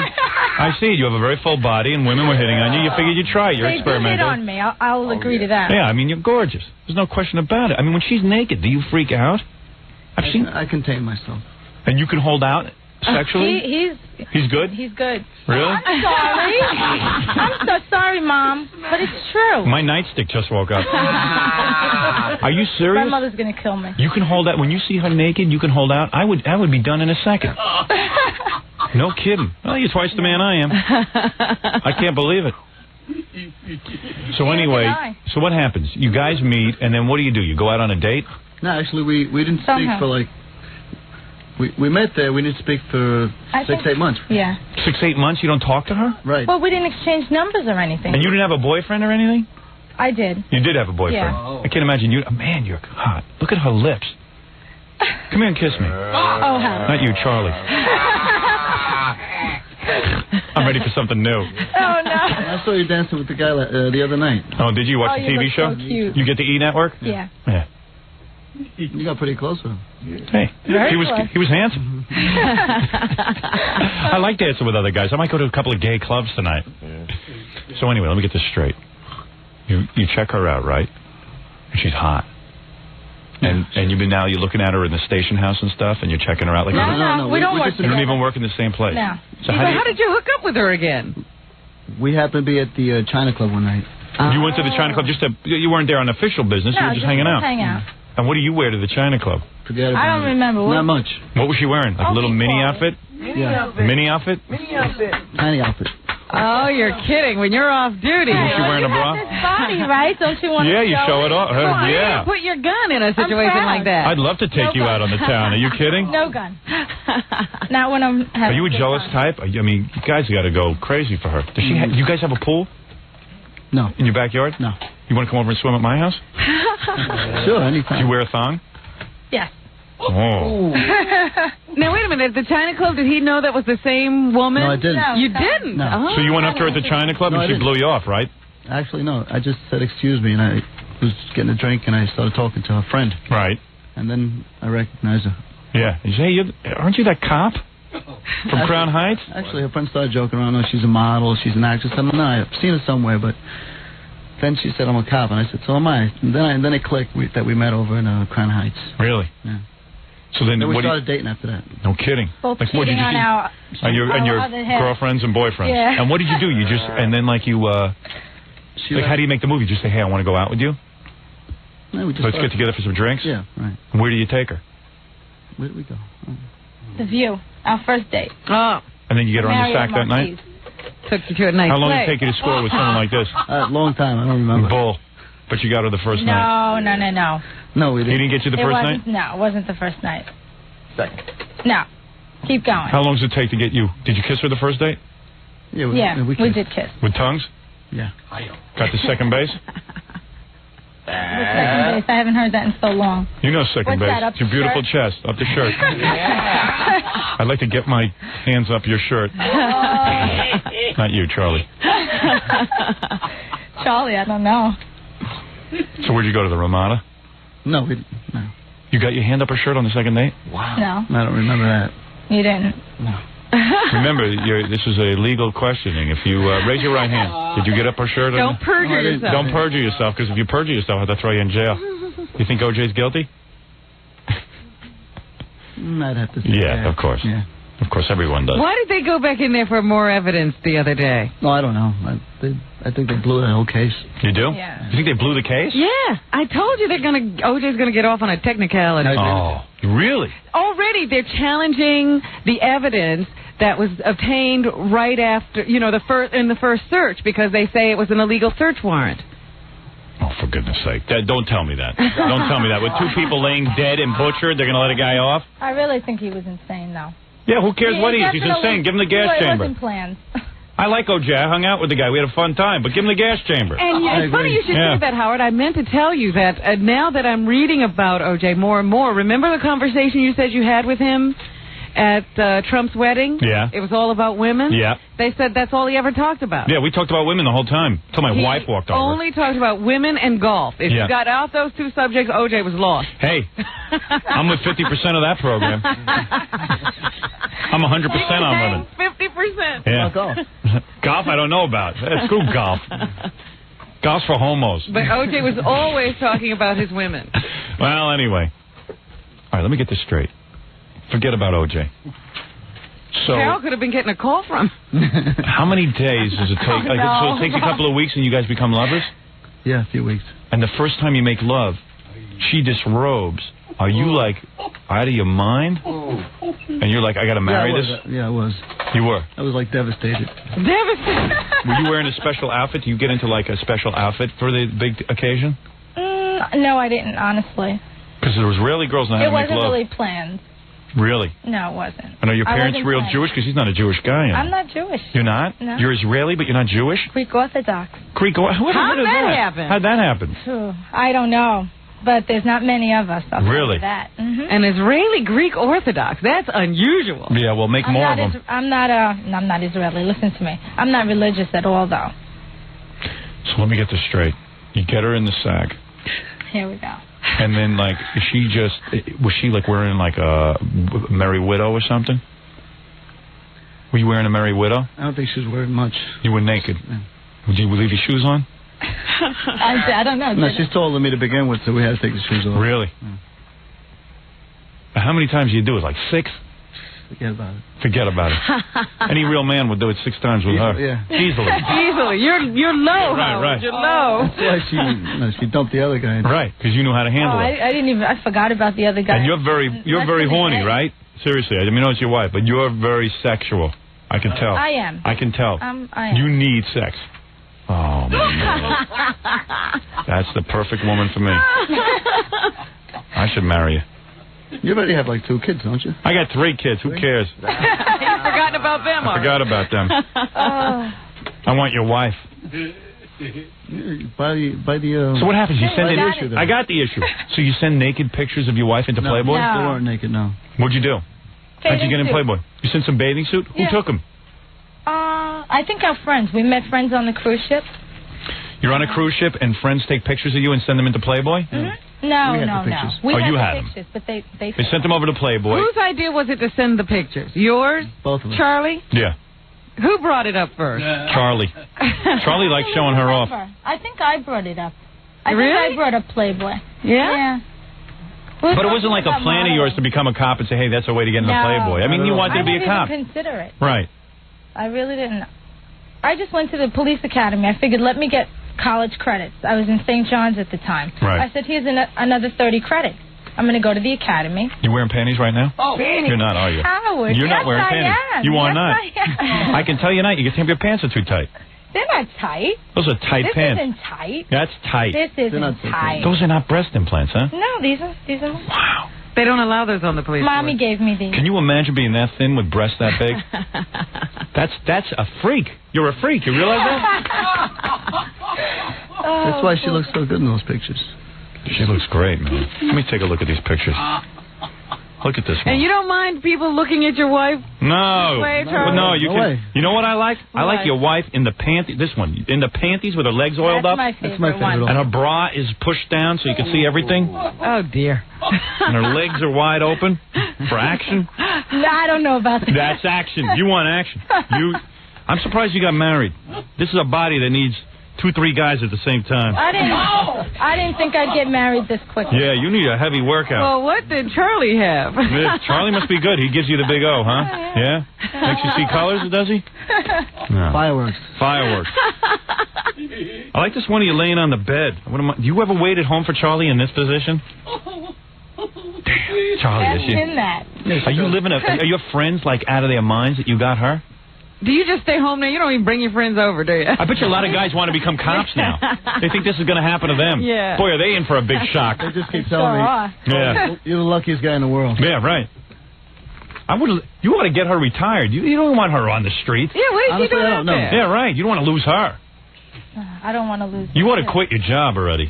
You like being a We'll work cop? on that. I like it. I really do. It's different. Yeah? It is. It's. No, well, they ought to let you do some indoor work. You shouldn't be out of Crown Heights looking the way you do. But I'm ready for. Can you handle yourself? Can you handle it? Can you subdue a guy and everything? Yes, I can. You know karate? No karate. I don't need him. Really? You're saying you could kick my ass? If you had to subdue Howard, how would you do it? Oh, I know how she'd do it. That's what I was going to say. She'd pull my pants down. Oh, no, that's not what I was going to say. Oh, that's what I was going to say. I'll be subdued. Do you ever work as an undercover prostitute? No. You never did? No, You never. should, man. I'll pay.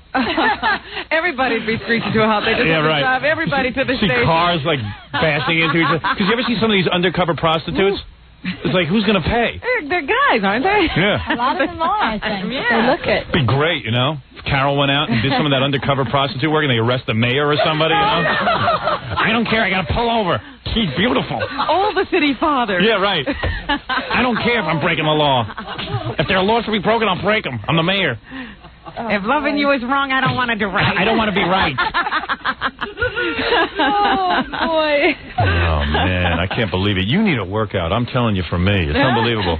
Okay, we'll take care of that when we get home. Believe me. We'll give her a workout. No, I'll give her a workout. You don't know how to do it. Hey, I'm Howard. I'm pro-cop. I know. All right, so wait a The second. guys at the 115 said hello. Of course. And the 4-5. Of course. I know all Many those of them. guys. Why do they give me tickets if they love me so much? All right, let me get this straight. So where can we see you walking around on a beat and stuff so if guys want to meet you and get... I'm usually in a car. Yeah. I'm in the Throgs Neck area Yeah. of the Bronx. I really don't want to say much more. I mean... So if guys get down to the Bronx, chances are they can say hi to you? They can say hi. Yeah, right. Imagine like guys following the car. And... That's happening already. Is it really? It's happening already. No, I It's can really believe it. strange. You're very sensuous. I can't believe it. That's unbelievable. People recognize me. It's like in having a car. Sophia Loren running around in a cop uniform. So if I was to know where your cop car was and I speed, you have to pull me over and I can meet you, right? They should give you a free ticket. You would give us a ticket? And you have to pull us I over won't and give subdue you us? a ticket, Howard. No, I know. But I'm saying if we're speeding, you would absolutely pull us over and we can meet you? Yeah. Cool. It'll cost you Of course, Good deal. something, but... It's worth it. And what will you be wearing? Your uniform? Or do you ever wear just plain clothes? No. They ought to let you wear plain clothes. I'm not privileged. And you have a partner? No one's steady. But you have a guy Your who partner travels every with you, day. right? I work with a girl sometimes, And sometimes a guy. and sometimes a guy. Charlie, And you sometimes trust a her boy. partner? I trust her. You're crazy. You trust her. No, when you got him at home, you don't need to... Really? And we'll see. You guys are newlyweds. We'll see about that. My wife used to talk like that, too. And she's like, No, well, and- when you got him at home... You need a lot. You And need, it definitely won't I need be a 7 car. vibrators. You ever, when you're wearing your uniform and stuff, do you ever unbutton the top button and show a little No. cleavage? No. No. So when you went to Playboy and you had to undress, were you uptight about taking your clothes off Not in at front of all. them? I No felt big deal. very comfortable. And were you afraid? They made me feel very comfortable. Had you ever done any nude bathing or anything No. before? No. Did you ever take your top off on vacation? She is lying? What? All right. You want to consult your lawyer? Oh, all right. Oh. One time. Yeah. Where'd you go on your honeymoon? On a cruise, but Oh. And what happened? You like? I went topless in St. Martin. You just walked around the beach topless? Yeah. There was like 10 people there. And were And like they they were all staring? bottomless too, so I felt You felt covered. modest compared to them. Did you want her to be topless? She wanted to, so Yeah? she go ahead, honey. Yeah. But then we had a little. I went on problem. vacation with my wife. What was the problem? There were these guys sitting in front of us. Staring at you. remember? So you know what he did? Why don't you tell him what you did? You beat him up? No, I took my shorts off. Did you really? Showed him your weenie? Yeah, they didn't turn around again. That was that. Hey, good for you. Ooh. Fred, give me some St. Martin sound effects. Anyway, so the point is, you go away on your honeymoon, and you're topless. Nice. In a thong? Yes. And you're laying on a chaise lounge like that? Actually, no, on the sand. Oh. I went away with my wife on Yeah. vacation, the last vacation. There was like 20 girls there, all like, it's like a bunch of guys who brought down their young girlfriends. Right. Old codgers, and they're all laying there topless. My wife goes, maybe I'll go topless. And you told her what? I said, keep your top on. You have 3 kids. Are you crazy? Your wife was thinking of going topless? No, she knows to keep that top on. Hey, it's hot in here. Let's pretend we're on vacation and take our shirts off. Somewhere out there. What's the big deal? You guys are uptight. You're cops. I'm okay. All right.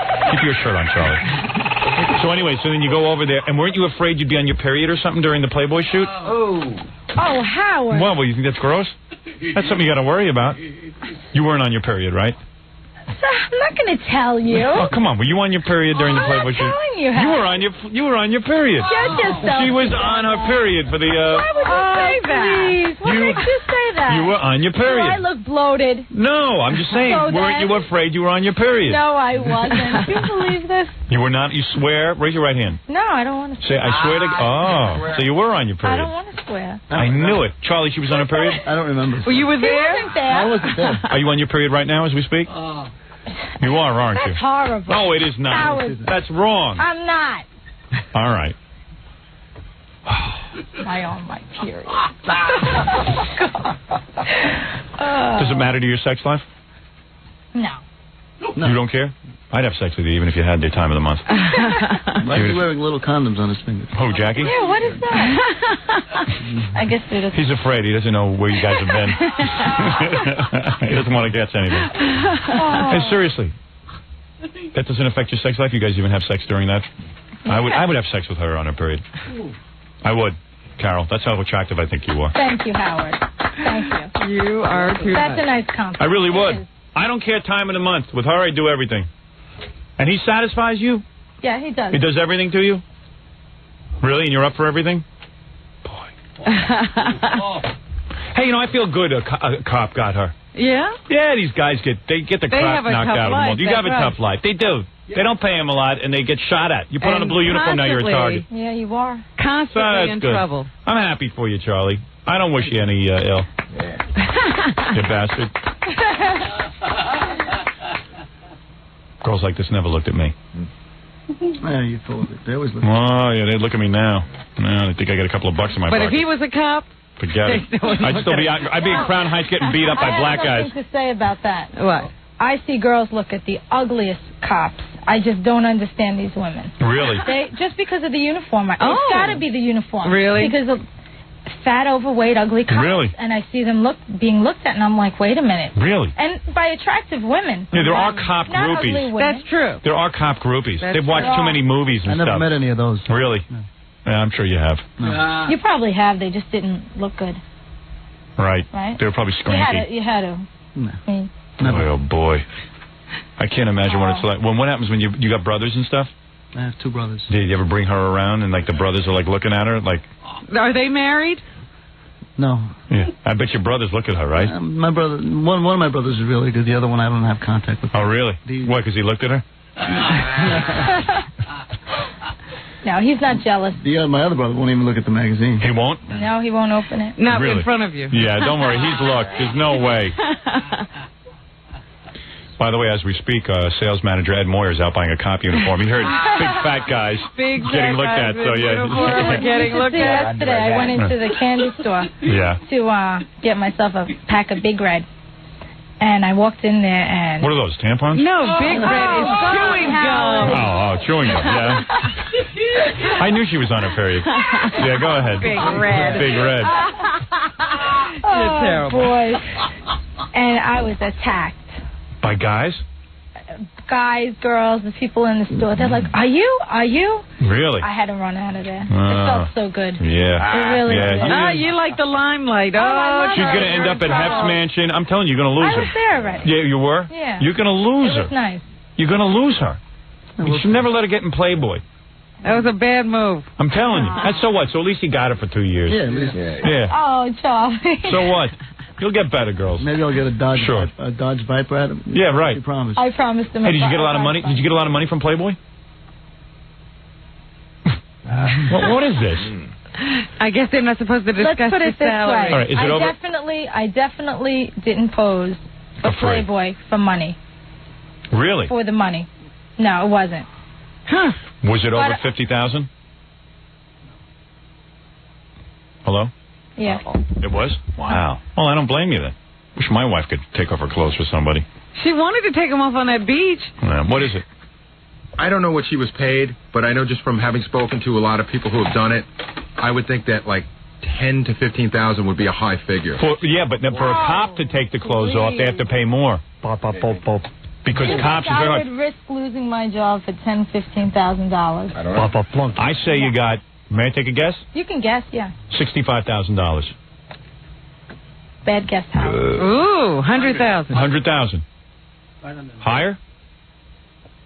She won't say. Why? I'm not gonna give you the amount. What's the big because deal? I don't want people to think I did it for the money. So who's gonna think that? Oh, everybody. I think you did it for art. I think you did it for the money. I think you did it because you want. No. I think you did it because you have a really great body, and how many opportunities do you get to pose in a magazine? Exactly. I think that's why you did it. That You wanted is to show off why your body. You have a great body. If I had a big penis, I'd be in every naked magazine there is. No, I don't you have wouldn't. one. Not unless they gave you money. No, I do it for art. Oh, you. I'd be showing it to you right now, Rob. I do the whole show showing it to you. She did it because they haven't got a raise in like 3 or 4 years. The PBA, you know. Yeah, she did it. She did it because she has a good body, but also it was nice for the money too. It was a protest. Oh, the money. More than 75,000. More than 75,000, really? Tell the truth. Was it? What? Tell the truth. Tell the truth. Yeah, what? You're a police officer. Yeah. Yeah, it was more I'm than not 75. All right, I'm going to take it now. I'm going to take my final guess. What? But we're not going to go on. We're not. You don't have to go on record. Okay. All right, blink once if I'm right. $100,000. That's right. I'm trying not to, Come here and jam your tongue down my throat. And see, let's test your love for your husband. Can we test your love for your husband? No. Come here and sit on my lap and see if you feel anything for me. We should test it. Shouldn't every newlywed go under that test? I don't know.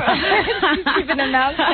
All right. Anyway, so then you walked into the shoot. You took your clothes off like a pro. You posed Like a naked. pro. I'm I'd saying throw that in you there. posed naked. Like a pro. You posed naked. It was comfortable. Very comfortable. Photographer didn't hit on you. No. Now, what at if your all. superiors Didn't even look at me said? the wrong way. Your superiors, the cops weren't that. Remember 10 years ago or something? Some woman took her How clothes do you off. compare that? I know. There was some girl who was in Beaver magazine, right? Yeah. Beaver. Yeah, Beaver. I get that. Hey, don't put that magazine down. Great Maybe article. It's not as classy as Playboy, but it concentrates on a part of the human anatomy that's very important to me. Beaver. You ever read Beaver, Charlie? No. Come on, it's a good magazine. Don't knock it. Really, seriously, I don't want anyone knocking it just because you're working for Playboy. Well, that's if you. Was it if you Beaver wanna, or was it Swank? I don't know. Skank, swank. Who knows? Skank, swank, I don't know. Beaver. Beaver magazine. Beaver. I love Who it. knows? I don't know. Beaver magazine. I wouldn't be. I don't know. Beaver magazine. Pictures of Jerry I'm proud Madden. to be in Playboy. Let's put it that way. Yeah, I know. Very Very classy. I understand the difference between Beaver and...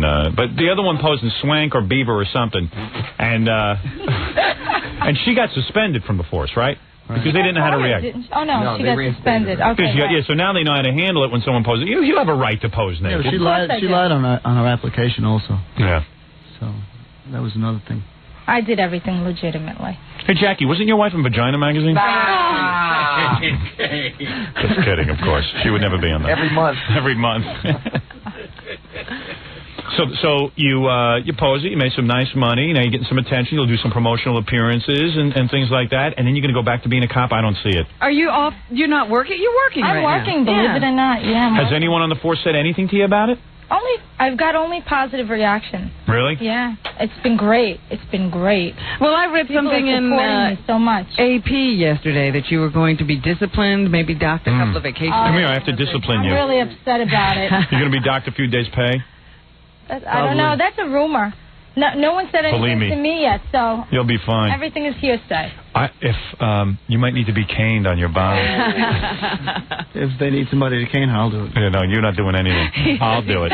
She's already received her punishment. You guys ever get into spanking? No. You never spanked your wife? We're tame. No, I haven't spanked her.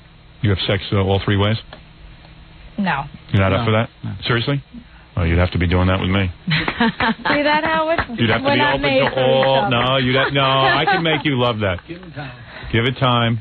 Give Charlie time. He'll come through on that. He'll see. No, the discipline came through because you wore your uniform, right? They were That's upset. what they're saying. But yeah, how are you supposed to know But there's no nudity. I don't understand why they're making a big deal of it. Well, they haven't made a big deal yet, so. No. I think it'll be all right. I shouldn't even get docked a day. No. I shouldn't. I don't deserve that either. What is a fa-fa-fooey? She's making a public appearance. Okay, so let me promote it. Yeah, okay, I got to wrap up. Exciting. All right. Okay. Carol Shire will be on the, all right, she's in the cover of Playboy, blah, blah, blah, blah, blah. Hudson News. You will greet the public and autograph copies of the August Playboy Wednesday, July 6th. That's, when is that? Next week. Next week. Yeah. Yeah, we'll be on vacation. 11:30 a.m. to 1 p.m. at the Hudson News, 2 Rector Street, New York. And Carol will be there, and I guess Charlie will be there looking things over, making sure nothing goes wrong. No, he doesn't. No, he probably won't be. He won't be there? No. Oh, good. You can pretend she's single. We didn't even plan on him coming on. Is that right? We just thought. Nah, I wanted to have Charlie in here. You know, just I see, he's a regular guy. Have him in here. Yeah, he is. More fun with him in here. Without him, maybe you would have gotten a little looser. I heard you abusing. I had something planned for you, but what were you going to do? You were actually very tame. So what was I going to do? I didn't have to. Cuff you. She was going to cuff me? Yeah, Hey, come over here and cuff me. I have my cuffs with me. Oh, yeah? Come over here. I'll teach you what to do with those. I want you to try to resist, and I want to see what she can do. Oh, hey. No, she can't do anything. Oh, I know. I'm a brown belt in karate. Well, I could probably kick your ass. Why don't you go over there what? and handle him? Why don't you cuff Charlie, then come over here and hug me? Can I hug your wife goodbye, Charlie? Would that be okay? If it's all right with Carol, is it okay? Yeah, you can hug me goodbye. All right, come over here. Let's hug. Come on. Here we go. Cuff him. Hey, thanks, Charlie. No, don't cuff me. Come over here. Yeah, take those off. Take those stupid headphones off. You don't need those. It ruins your look. What kind of shoes are you wearing? Hey, look your wife over, man. They're open. Those open toes? Let me see those. Oh, those are sexy. Come over here. Yeah, come over here. How tall are you? 5'6". No offense, Charlie's a little punk. Wow, you're tall. I'm a tall man. Oh, wow. You like it, right? You like it, don't you? You want it, don't you? Oh. Why not hug me, don't you? Now I know what my mother meant. Your mother doesn't know my anything. My poor mom. Your mother. She's listening. Tell her to What be did quiet. her mother say? What did she say? Don't go on Howard Stern. My mother was nervous about me going on. Let me look you over. Let me take in your full body. Look at this. Oh, my God, Charlie. You can't handle that yourself. Invite me over to the house, help you out. All right, ready to hug? Now, what are the parameters? Are we going to kiss? No, we're just hugging. No, kiss on the cheek. No, a kiss just on hug. No, just hug. First, let's start with a hug. Is that okay, Charlie? Sure. A hug and then a kiss on the cheek? Sure, that's fine. All right. Come here. Come here, get closer. Don't be scared. Hug me like you... And now say, Daddy, I love you. I want to be Daddy. Hey, you smell good. Thank you. What'd you put in your hair? It's not in my hair. Obsession. I kissed your wife. You're like a dog. All right, now can I go to second base? Goodbye. All right. All right, anyway, Charlie, thanks for letting me manhandle your wife. Get used to it, man. I'm telling you, she's going to be on that whole Playboy circuit. Thanks, Charlie. And Carol, thank you. Carol Shire, you can see her this month in Playboy. We'll be back after these words. We're back with the Howard Stern Show. I got gas, man. Today should be the day I blast off in Gary's face. I really do have gas. Want to hear it? Want to hear what it is when I really have gas? All right, this is for real now. Yeah, the only reason I'm doing this... You're in pain. I'm not doing this to be gross. Oh. That's it? I'm sorry. Okay. I don't want to hear it. I don't want to hear it. You're complaining. I put my ass on the line and look what happened. All right, listen. Jackie Platinum Joe Page Martling has an important announcement to make. His CD evidently has captured the imagination of the country. Is that right? That's right, and he wants the world to know about it. There's only a few people left who haven't ordered it, so More here it is. so than the Streisand box set. Well, that's what it says in the newspaper this morning. It's only $10 plus free shipping and handling. Price includes full-color Jokeland catalog. Call 1-800-323-5464. That's right. Tonight, a big show at Chuckles Comedy Club in Mineola on Long Island. For info and samples of Jackie's CD, call 516-922-WINE. Oh, you get samples. Oh, yes. Wildest night of the year. Most artists will not give you samples. Wildest night of the year, that's right. It is. Tonight's a big night. The night before Jackie's vacation. Yeah, that's the wildest night of the year for Jack. Kicking off the 4th of July weekend. That's right. Oh, that's right. The big holiday, Jackie's holiday. That's right. 4th of July, that's his religious holiday. Are we having the big party? I'm not sure. No. Yes. Are you really? Yes. I wasn't invited this year. No, I guess you have had an open invitation. Oh, I know when I'm not welcome. Tell us about it. Yeah. I guess I'm not a I guess I lowlife. didn't tell you what day it's on, huh, Rob? Anyway,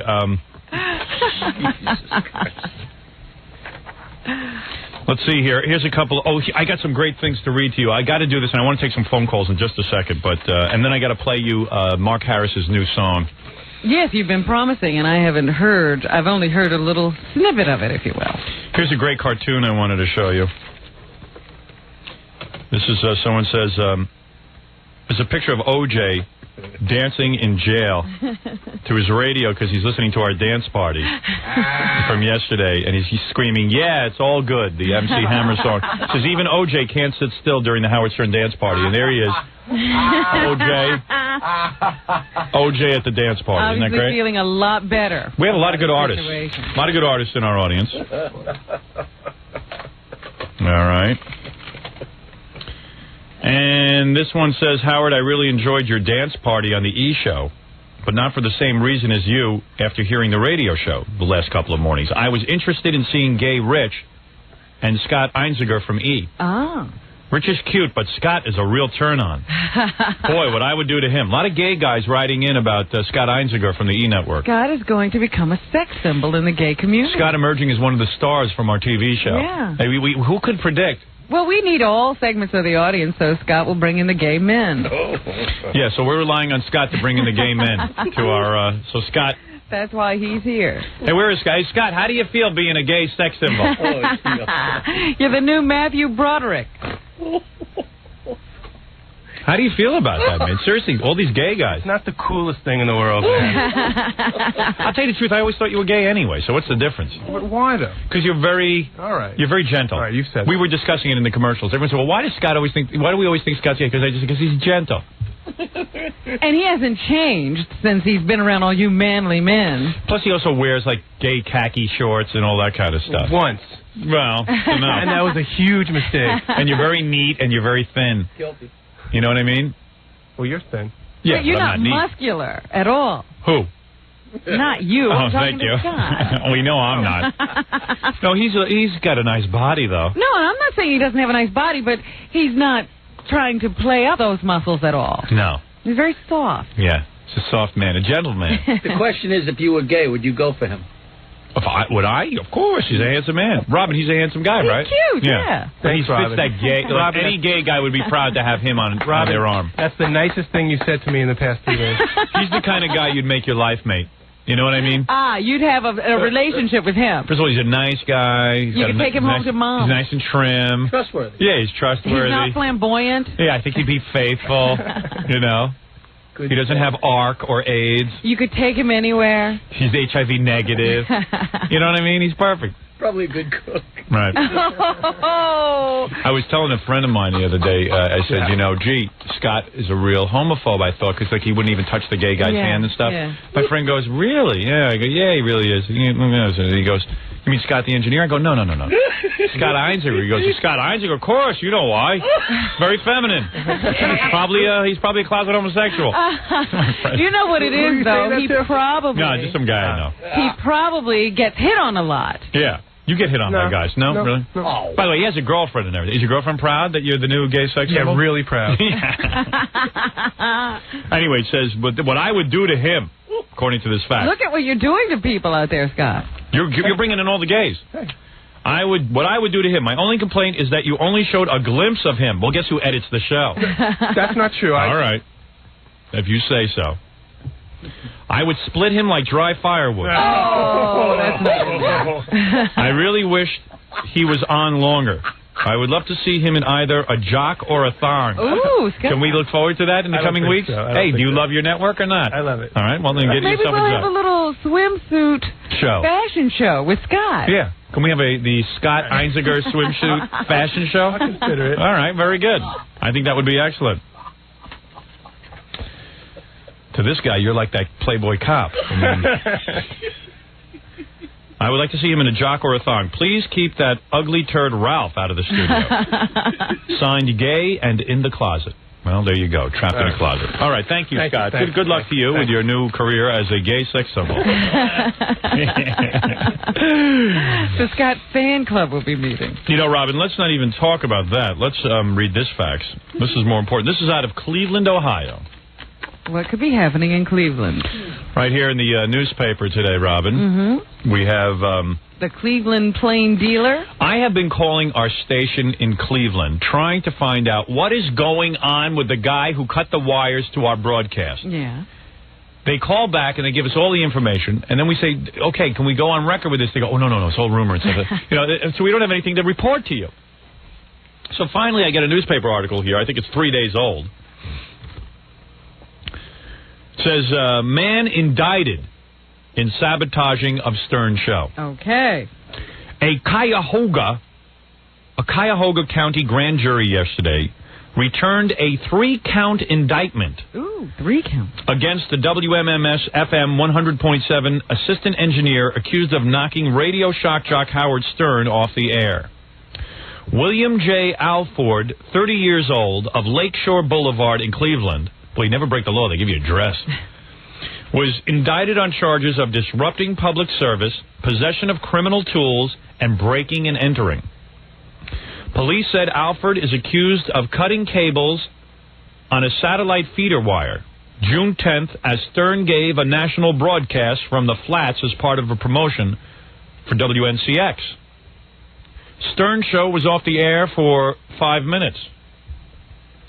Dean Thacker, general manager of WMMS and WMJI FM 105.7, said his company had suspended Alford without pay. Alford, who is free on $10,000 bond, could not be reached for comment. He pleaded not guilty to the charges during a municipal court appearance June 13th. The FCC is also investigating the incident. Jamming or interrupting a licensed broadcast is a violation of FCC rules. Now, what this means is that this guy's going to really start sweating bullets because he's looking at jail time. Mm-hmm. And as this grand jury was smart, they looked at the evidence. It was evidence. The guy confessed. And they have now indicted him. He broke the law. Has he got a trial date yet? It doesn't say here. If it does, I'm missing it. 1 second. There's a couple of different articles here. Let me see. No, it's all the same article. No. Now, I guarantee you, when this guy cracks, it's going to be beautiful. Because I know, deep in my heart, I believe anyway, that this guy did not act alone. He was given permission to do this by station management. And either they're going to have to pay him off a lot of money to keep his silence, which will eventually come out, if that happens. People find out about these things. You know that, Robin. But well, at some point, even if they offer him some money, when you're sitting in a jail cell... Yeah, it doesn't do you much good. And you can't see the light at the end of the tunnel. Yep.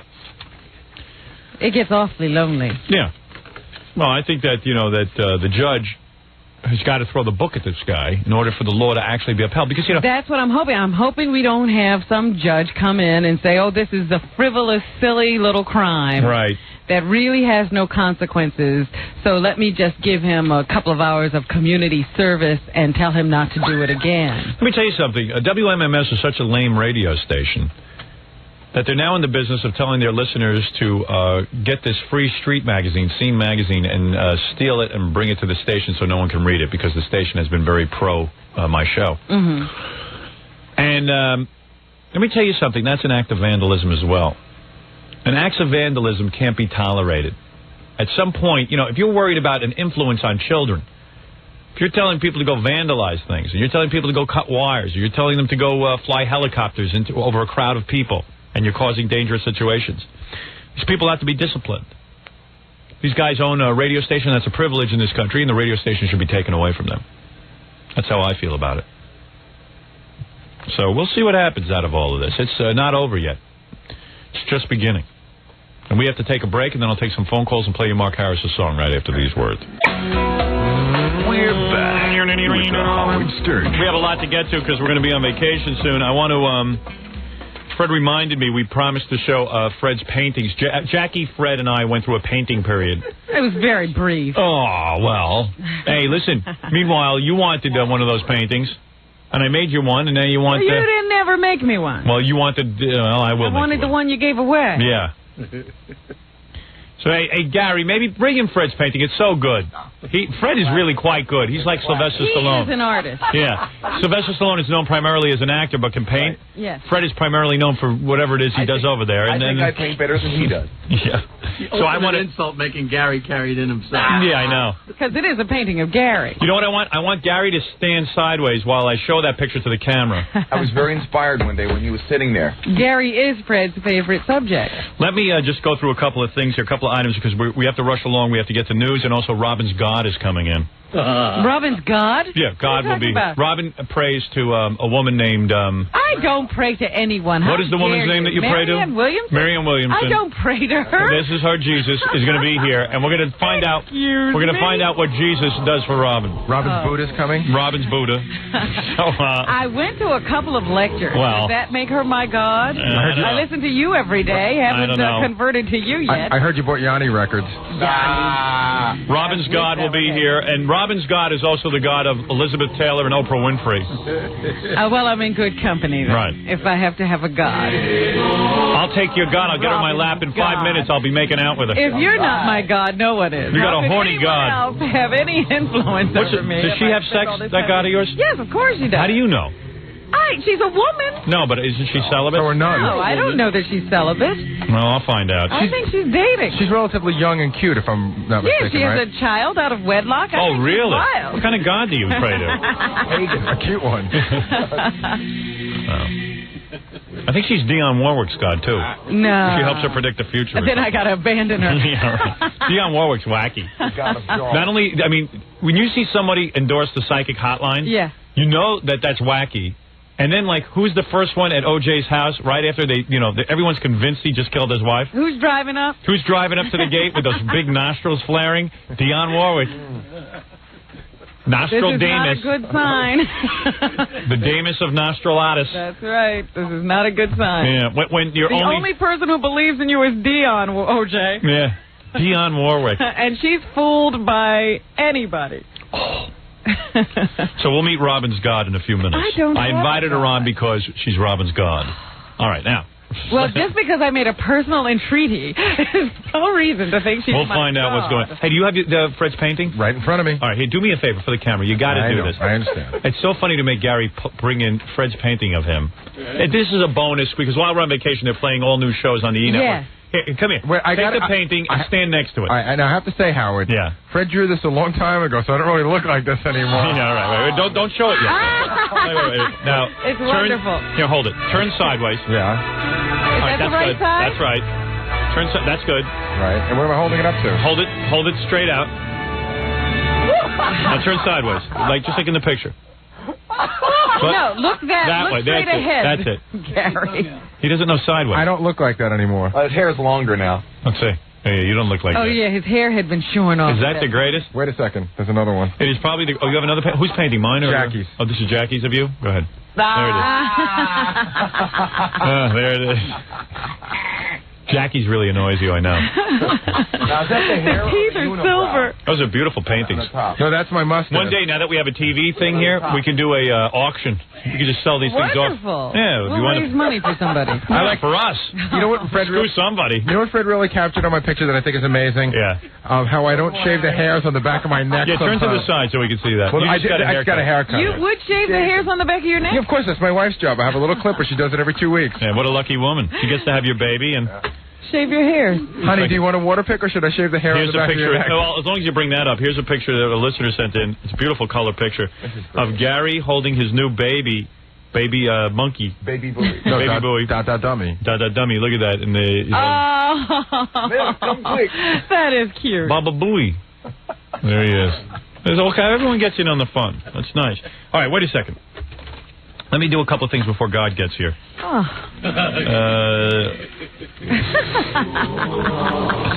God. I don't even know this woman. She's God. But it's nice to be visited by someone you're calling God, isn't it? Yes. Suppose it really is God. What are you going to do? I'll pray to her. Are you going to change your ways? If she can convince you she's God, and she knows what you're doing is wrong, are you going to change? She don't know anything, believe me.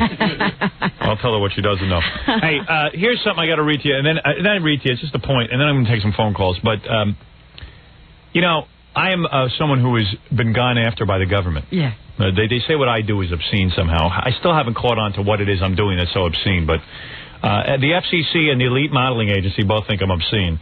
So they've joined forces. The other day, a couple of weeks ago, I mentioned on the air there was a show on the air with Meredith Baxter Birney, and she shows that she whips her breasts out right on TV. Now you say, well, how come they didn't get fined for that? I'll tell you why. Because they called the show My Breast. And it was about a woman getting cancer. It was a sick breast. Meanwhile, Meredith Baxter Birney whipped her breasts out on TV. I don't care what the reason is. And they were perfectly healthy breasts. Here's a guy who wrote the TV Guide. I love this. He goes, let me ask you something. He says, that show, My Breast, I wasted 2 hours watching that sappy non-story. Just another excuse for society to obsess about breasts. I doubt they would do such a story if the cancer had been in another part of the body. My liver. My pancreas. Right? Yeah. Or my liver or my lungs or whatever. Here, let Meredith Baxter Birney read a script for my pancreas. Let's see if she does it. I had to share that with you because it supports everything I say, and therefore I'll share it with you. I'm going to do a show called My Schween. I'm going to whip it out. I bet you have the biggest ratings of all time. Well, that might get ratings, yeah. Well, wait till you see it. Let's go to New Orleans first, Robin. You requested New Orleans, so here it is. Morning. Good morning. Wanted to comment on your E-show last night. Okay. One of the best shows I've ever seen. You were worried about the dance show. I worry about everything we do, Robin. I am the worrier. And I said to you right after it was over that it was very entertaining. Yes. And you said, really? No. The way you brought in the girls, yes, like one at a time. Thank you.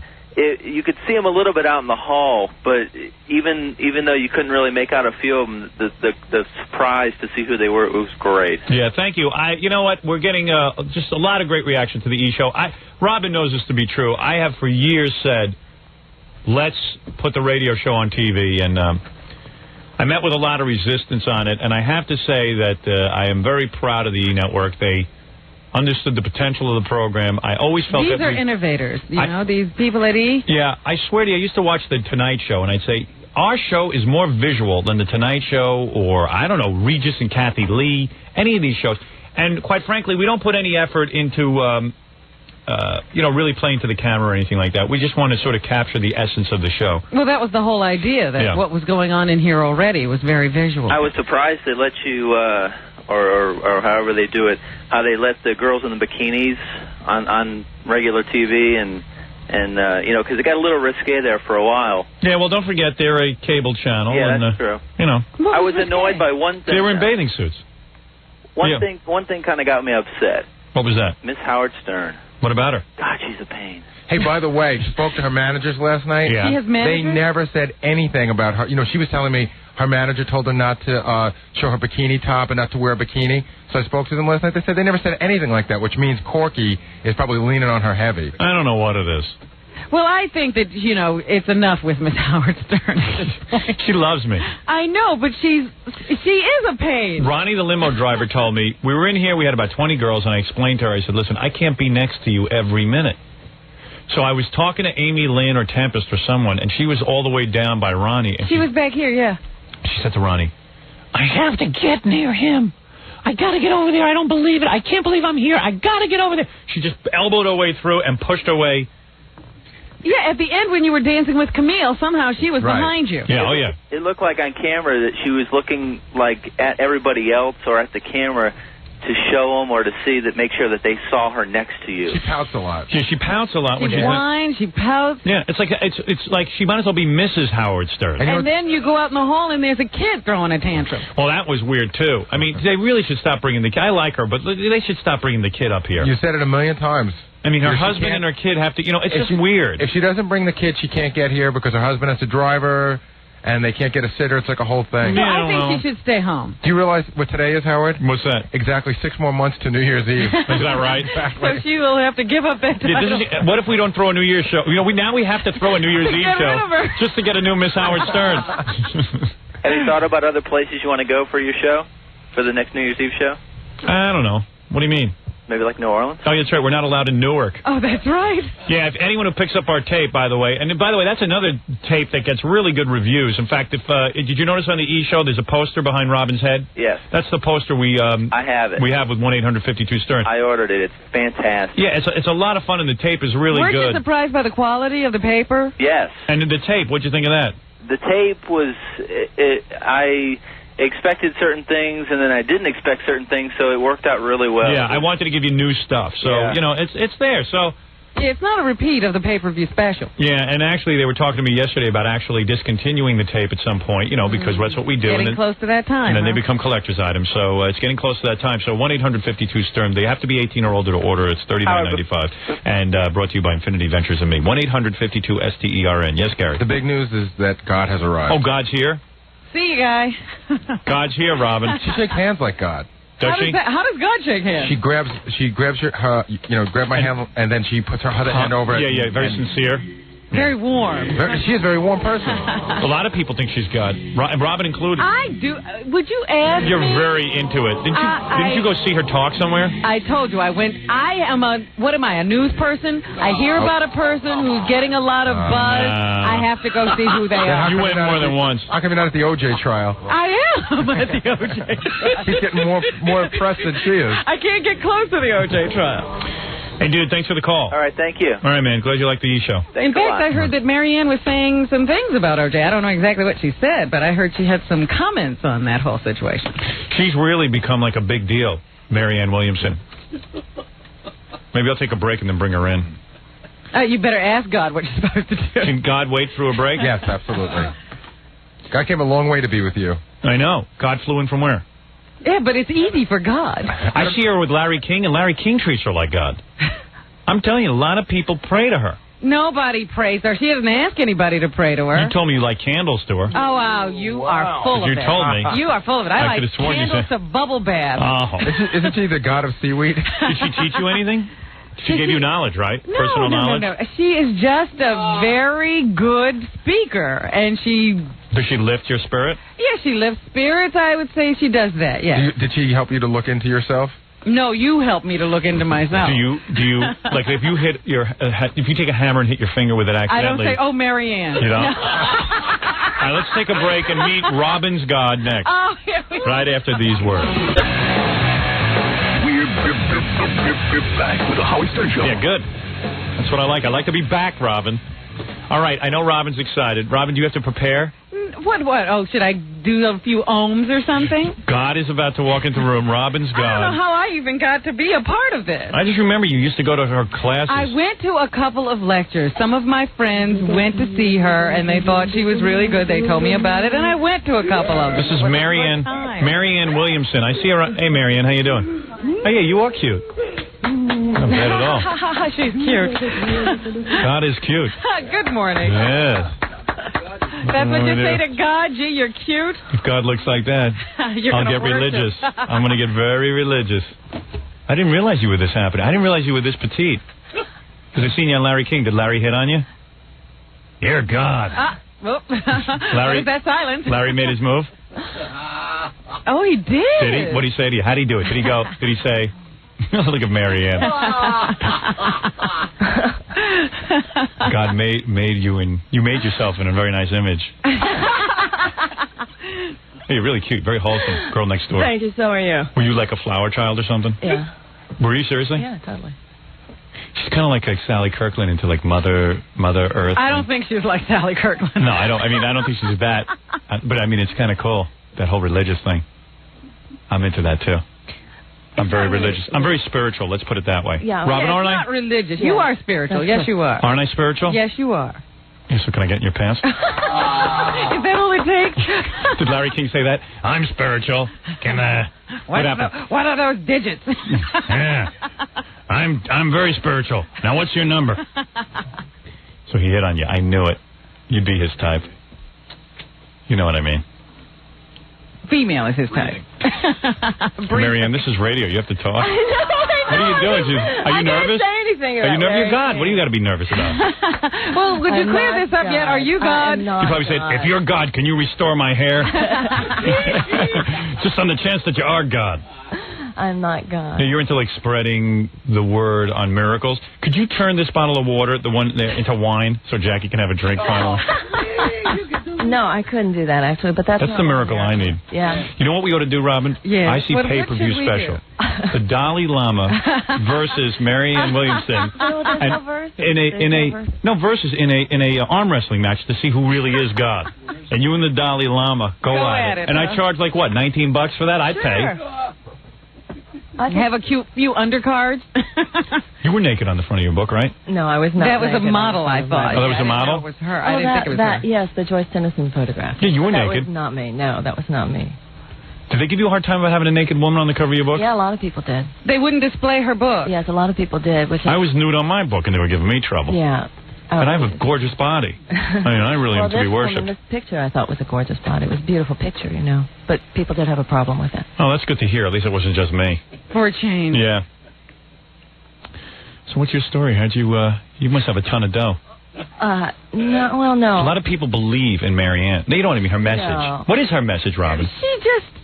She makes sense. She does? What she does, like, yeah. like you uplift people and stuff? I just talk about things that we all About already God know. and stuff? About love. You think there's a God? Yeah, I do. But I don't think, in a way, what I talk about is love. How do you know there's a God? Because I know I love, and to me, God is love. I love. So to me, that means it's just a matter of what you define God as. And to me, there's love in the world, and there's love that's possible in the world. So a word for that is God. Well, you have love because you're a knockout. I mean, you've got a really good body. Some of us don't have love. I don't know that that's necessarily the love she's talking about, Howard. How can you look at Fred Norris and say there's a There's God? love in the world. How can you say that? Doesn't that drain the love out of you? I mean, you're hanging around with beautiful people. That's your thing. How old are you? 41. You're 41? Yeah, 41. I would have pegged you in your 20s. Would that be better? For my fantasy, yeah. Well, then expand your fantasy. God or no God, I would definitely. So the reason. Do you have? Are you celibate? No. You have I'm boyfriend? Jewish. I can't relate. You're to that. Jewish? Yeah. Well, I thought you were like a Christian. No. You're a Jewish. The name Jesus a lot. You're Jewish, Marianne? Yeah. But you say Jesus a lot. Yeah, I do. Well, yeah. Hmm. I come from Texas, and my mother thought Marianne was. Marianne Williamson is not a Jewish name. Well, my mother is Kaplan, and my father's father was Vishnevetsky from Russia, and he changed it at Ellis Island and all that kind of stuff to get in. Oh, I see. Yeah. So you're Jewish? Yeah, I'm Jewish. God is she doesn't Jewish? make a secret of that, Howard. No. Well, Robin, you didn't tell me your God was Jewish.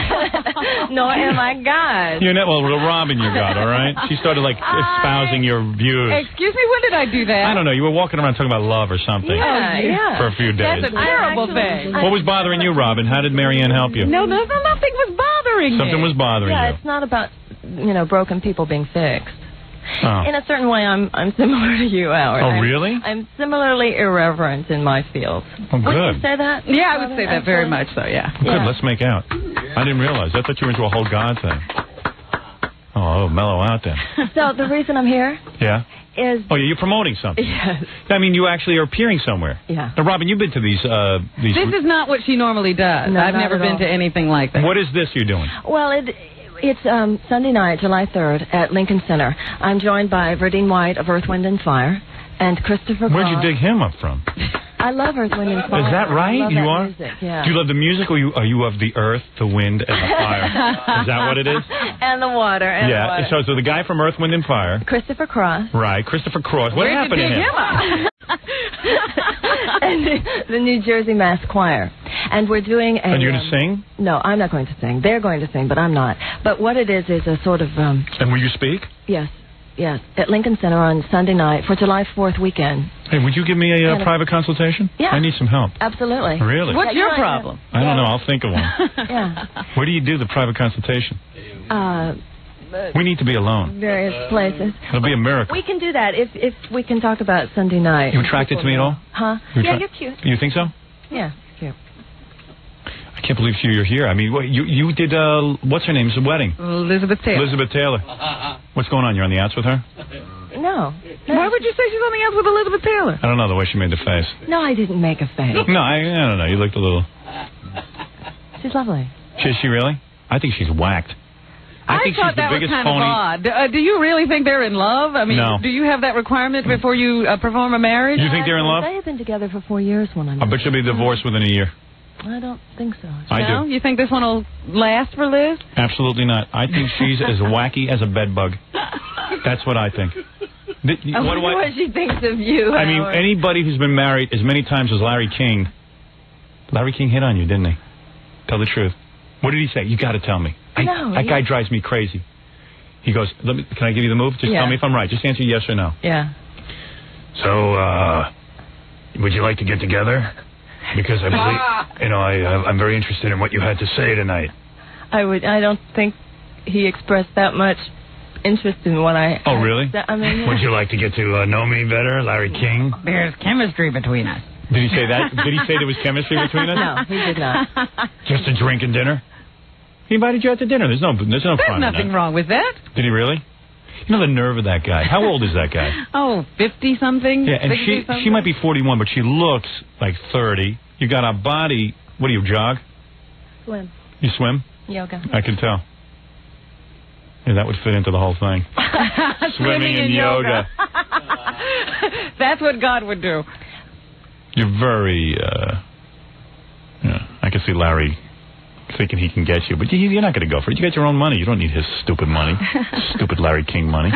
Well, Larry's hoping his celebrity, they could merge their celebrity. You know, Marianne, I could help you a lot with my powers at CNN. I could really make things happen for you. Shut up, you old fool. You old Billy Goat. Any girl with any money doesn't need you. You're my special girl. You'd be wife number 10, Marianne. 10 is the number. 10's your lucky number. That's the one. That's real love. You bastard. Sorry, Marianne. I don't mean to curse in front of God. Robin's God. I'm thinking of praying for you, but I don't know yet. But running for governor. Yeah, and I'd like you to be my running mate. Yeah. Well, isn't what you say that people get the government they deserve? And they deserve me. Yeah. Well, they deserve some shaking up, I think. And Oprah believes you're God, too. Oprah does not believe I'm God. But she's really into you. Oprah, she had you on for a whole hour. She was great to me. She's a wonderful, wonderful person. She's another one who thinks she's spiritual, but she's not. I understand that. Didn't you take a Oprah. vacation with Oprah? Yeah, didn't you get to go away with Oprah? Who read that? That Canyon Ranch or something? Man, you really hit the big time. What are you worth, $3-4 million? Why would she be worth all that money? I don't know. I just figured you got to network somehow into I had it. a successful book, Howard, Right. but my sales figures were nothing like yours. I know. I had big sales figures, and I didn't make big money. You don't make. So you're talking to someone who knows. You think $40 million is big money? No, seriously, it wasn't like. It wasn't the windfall you expected? No, it really wasn't. I thought I would quit my radio job or something when you do something like that, but no, I'm still here. Could you smell the paint on Larry King's head when he interviewed you? No. So can we talk about the Sunday? country or something? All right. Well, okay. Or OJ. I heard that you were saying something. All right, wait. Before we get to OJ, though, fill me in on Oprah. How do you get in on her? You know, how do you become close to her? I didn't seek to become close. No, I know you weren't trying to be. She has authors on her show. Right. Or how did she have you on? And she didn't have me on. And she found you. interesting. She read my book. Right. And so she had me on, and then we've talked about my books. And A Course in Miracles. Well, she didn't write a Course in Miracles. You do an interpretation of A Course in I Miracles. wrote like the Cliff Notes to A Course in Miracles. Cool. Maybe I should read this. Would this help me, Robin? Anything would help you. Because I'm very tense and I hate people. No, I think would this make me love I read people? what you said about your wife and your family. Yeah, it would be very much up your. Do you love people? Do you actually love mankind? I certainly. You think man is good? Essentially, yes. Really? Yes. You're wrong. Oh, Howard. Thank you. Then I stand corrected. Thank God I came here today. Let me bring my general manager Herpes in here, and you'll see that man is not good. Herpes, come in and let her look you. Herpes needs help. No, don't come in, please. Did you get to see Oprah eat and stuff when she was at her heaviest? I don't know. You don't know? I know. What do you mean you don't know? I don't remember. See, she is God. She won't ever say She doesn't see those things. You don't see people eat? She looks beautiful now. Does she really? But she was beautiful then. She's a beautiful person. Really? She is a beautiful person? Yes, actually. Very much so. I think She's too beautiful for words. You know what? I don't believe you think all people are beautiful. Hey, bring in Scott the engineer and let her see him. Did you hear me say? I didn't say all people were beautiful. I said I thought all people were essentially good. Bring in Scott the engineer. You got to look at this guy, and you tell me if you think he's essentially good. You find the beauty in him, and then I'm praying to you, okay. and you're performing my wedding. I could renew your vows. I would love to be hooked up with you. With you in a sexual way. I've never had a really spiritual woman. Like a woman that believes, that has people who believe in her. I don't have people who believe. Robin believes in you. I don't. She believes in me like I believe in her. So you make her feel good. Well, what are you talking about? You make me feel good too. Yeah, people listen to you because it makes them. They laugh. They feel better. It's a relief. Can you get people doing what you do? Can you get people to do wacky stuff? No. Like the guy in Waco. I mean, can you get people to follow you at all? No. No. I mean, hey, look at Scott. Look at this. Now tell me something. Take a look at him. Now, do you feel good about mankind? Come on, take a look. Take a look at him. If you had a look at him every day, would you feel good? What is that, Scott? What are you getting on my case for? What take off your hat. Let her see your toupee. Go ahead. Let her see so she can see. It's not cold. She can't even look at you. Look at that. That's mankind.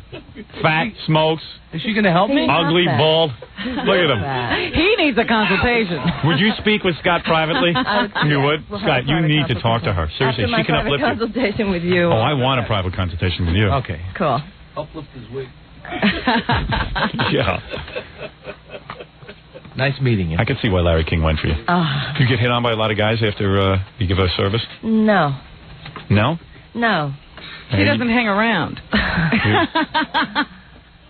So all of a sudden you started reading this Course in Miracles and you figured out, like, hey, I could bring this to the masses? Well, like you, I like to talk about things that I talk a lot. And after you wouldn't know it from this radio program because I'm sitting here like. But after you talk, I feel good, right? Not necessarily. Yeah, or you're. I feel good right now. You think? My hope would be that you'd be thinking about something more deeply or clearly or just ask. But you know what I'm thinking about? Can I be honest? I'm sexually attracted to you, so I can't really listen to what you're saying. Well, the idea that someone is sexually attracted to their therapist, that's transference. You can't stop that. So it makes sense, actually, that when someone's talking about spiritual subjects, that there would be some sort of stimulation. So what are you thinking about O.J. Simpson?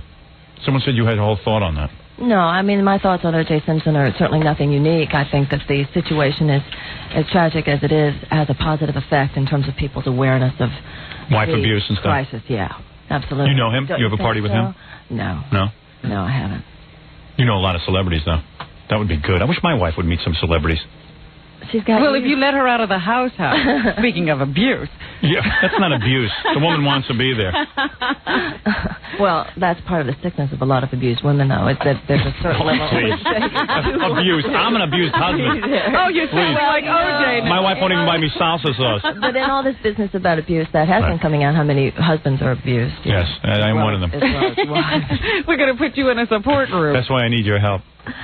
So wait a second. Let me do the plug here. Sunday night, you're going to do this. You're going to uplift people. I'm going to try. You go in there. You'll do it. At Avery Fisher Hall at Lincoln Center. You're going to do the plug. Right, at Avery Fisher Hall at Lincoln Center. Yeah, I lost the plug. Wait a second. 8 p.m. And if I want to go, I call 212-721-6500. Yes. Is that right? And your college roommate was 721-6500. And your college roommate was Justine Bateman? No, Linda Opes. Linda Opes. Who's Linda Opes? I don't know. I don't know why you're mentioning. Yeah, Justine Gary Bateman. told me. Gary told me that college with her. That's what I heard. I said, hey, that's pretty cool. No, but like a lot of celebrities have embraced your philosophy. Not as many as the press would indicate. Really? They make up things. Liz Taylor is a cool one to do her wedding and everything. What'd you do? You stood there and you married them? I marry people. You were allowed to do that? Uh-huh. How do you get into that? Can I get into that? Yeah, you could. All you have to do is get like a card or something, right? I'm going to get one of those cards. I have to renew it. I bet that now that you've said that, there are people who would love to be married by you. Yeah, celebrities. I would love to marry Liz Taylor next time. She can call you. Yeah, next time she gets married, I'll be there. Would you feel bad if a marriage you performed broke up? No, I wouldn't take it personally. I wouldn't. So who's your boyfriend? Don't say Larry King. I'll throw you out. Right. Who's the guy? Just a guy. What's he do? No one you know. Well, what does he do? Like, what kind of work? Is he rich? No, he's not rich. Really? I guess you got enough money for the both of you. Is he a good-looking guy? Younger than you? Not very much. Oh. A little bit. So you don't hear too much. See, this is your God. You have to think everything. What? I told you I knew she was dating. Who's she dating? She talks about everything she does. Really? I do talk about it. You talk about your sex life? I talk about sex. You do? What do you have to say about that? I mean, is it good for you, or you dig it? Yeah. You like it? You love sex. So you advocate sex in your teaching? Oh, I could sign up for this religion. It's a church you could join. This is a church I could join. I don't care what church. If I was God, I'd make this guy sign a prenup if you do marriage. I talk about love. Would you ever get married? Yeah, I would. Have you been married? Right. For about a minute once. You many were? years ago, yeah. So how could you make a mistake in marriage? Well, first of all, I did it many, many years ago, which is not to say I couldn't make a mistake now. Oh, you got enlightenment. You're enlightened, right? No, I'm not You're enlightened. not? I am. No. Oh, jeez. Jealous? Should date me. Are you dating? What? But the point is, with Marianne, she does talk about her mistakes and her failures in life. She doesn't say, yes, everything's smooth sailing for me. What's the biggest mistake you ever made? The biggest mistake ever. Coming on the show. Up until now. Yeah, besides coming on the show. How much you weigh? I'm not sure. Wait, one question at a time. I like to give her multiple questions. It's easier to answer that than to figure out the biggest mistake I ever made, I'll tell you. Hey, at least I didn't ask you bra size. I know enough not to do that because you're God. Okay. But isn't it nice to think that God would have breasts? Oh, beautiful. I've noticed. Believe me, you're not wearing a bra. I know that much. God is not wearing a bra. Hey, I'm sorry. I see you as a sexual being, okay? You think Buddha is any good, or you reject him? No. I'm into all the... Yes, I'm fascinated by all the great religious and philosophical teachings. I think they all say the same thing, basically. I don't like Buddha. I will never pray to a fat green statue. Why is he green? Why is Buddha green? He's not always green. The one I have in my house is gold. Really? Is that true? Oh, you have like a whole bunch of religious statues in your house? No, but I do have a lovely wooden Buddha in my living room. Yeah. Buddha sat around so long he developed mold. Huh? Yes, I know. No, he was a fascinating, person, actually. Buddha himself. I might get into this line of work when I get out of radio. Inspiring people, like inspirational. Well, that would be a change. I could do it. Yeah, you sort of do already. I do. I could do this. What's your problem? Give me a problem. Tell me your problem. I'll tell you. Go ahead. I'm going to do it. Tell me your biggest problem in life right now. Seriously. I don't have any big problems in life right now. Tell me what bothers you. What bothers me? Watch this. All right, you're going to fix her right up. I'm fine at the moment. You are? Yeah. There's nothing bothering you? No, not really bothering me. My sister died. That bothered me. Let me say something to you about your sister's death. And I don't mean to trivialize it in any way, but do you understand that death... You want me to coach you? I'll coach you. No, you don't have to tell me. I'm showing you what I would do. Where is your sister's casket? I will lay my hands on it and wake her up. How is that? If I could do that, I'd be in... No, here's what I would say to you, someone like you. Mm-hmm. You've gone through a terrible tragedy. It wasn't... But you have to understand something. Yeah. Don't view it as a tragedy. Yeah. Well, what happens if you start off with the right premise? That's right. You're doing very well. Don't view it as a tragedy. There are other ways to look at death. Yes. If you see death as someone passing... into another life and into a better place, then you're happy for them. But you have to truly accept that. If you don't truly accept that, then I know how to do this. That's right, boy. You got it. Don't encourage him. I'll get back to Larry King. So what did he do? Did he put his hand on your leg? All right, go ahead. So what you just said about death. Hey, Robin, now I'm your God. Hey, Marianne, you're out. I'm God now. Here we go. I am God. Yes, I told you not to encourage him. What did I tell you? I'm the new God. Hello, baby. I love this God stuff. I love God. No, actually, you do that often on the show. You take people and you straighten them out. Yes, I do, Robin. Sometimes he does think very clearly. Yes, I know a lot. Yeah, we do the same thing. Let's get back to you.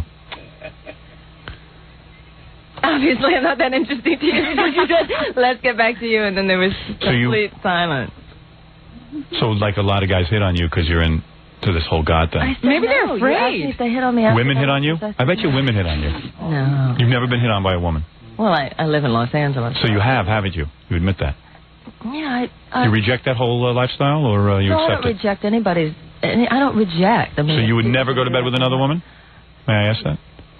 I wouldn't say I would never do anything. I don't have any. I mean, I am a heterosexual woman. Oh, you are? But I don't have. You care to prove that to me right now? I'm not homophobic. All right. Well, there you go.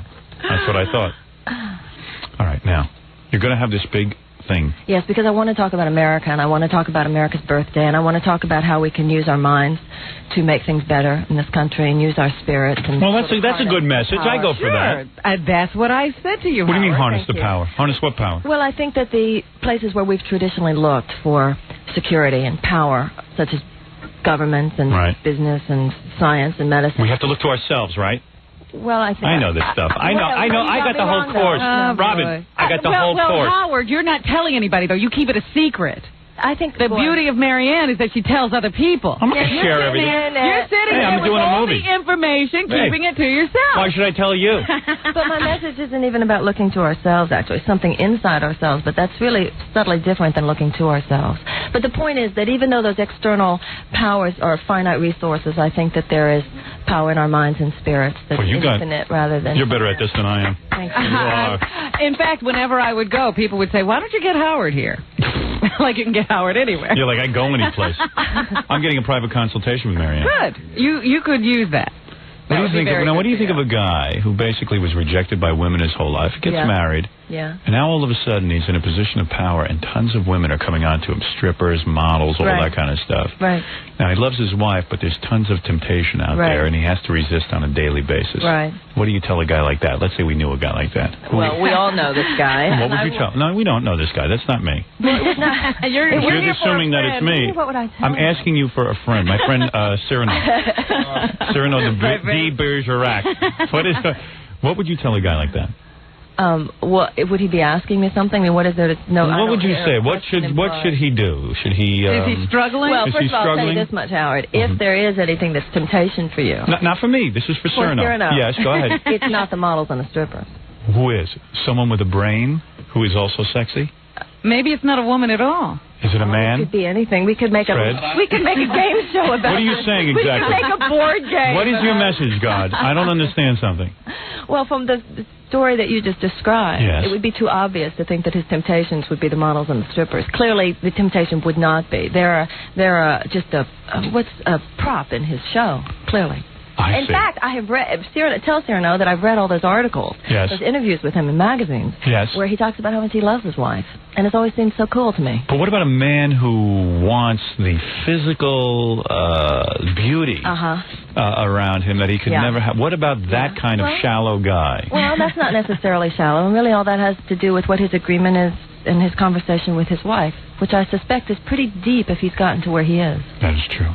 It sounds like a bad answer to me. Now, do you want to be Cyrano, or do you want to continue? It has nothing to do with me, so I don't care. Acting like that has nothing to do Between you and me, I don't know what to tell Cyrano. I'll have a private consultation with him. Yes. After I have the private You have it with me about Cyrano. All right, listen. Marianne Williamson, who, a.k.a. God, all right, who is friend of... No. Now, don't take my word for it. Robin thinks she's God. Liz Taylor does. And Oprah went to Canyon Ranch with her, so you figure that out. Who'd you go with, Stedman and that whole crew? Just you and Oprah? Afraid to talk about it. Girl. Just some girls? You, Oprah, and who else? I don't think it was Canyon Ranch. Where was wasn't it? I knew it was a hot tub somewhere. Did you give them personal guidance on their... No. It was just friends? Yeah. Oh, I don't buy that. You, Oprah, and let me guess who else is in that little rat pack.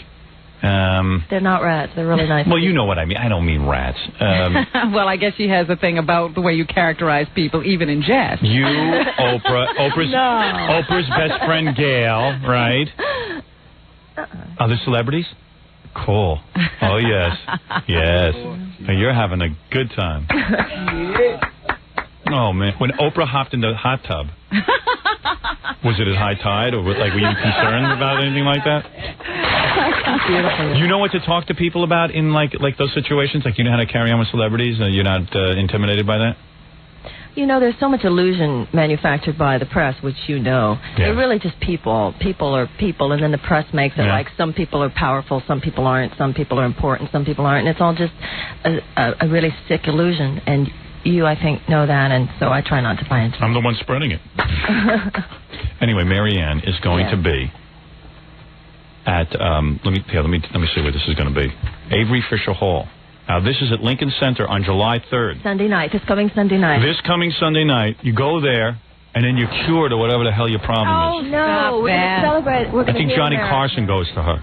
No. It's better than like a psychotherapist that takes years. She just talks, and then you feel good.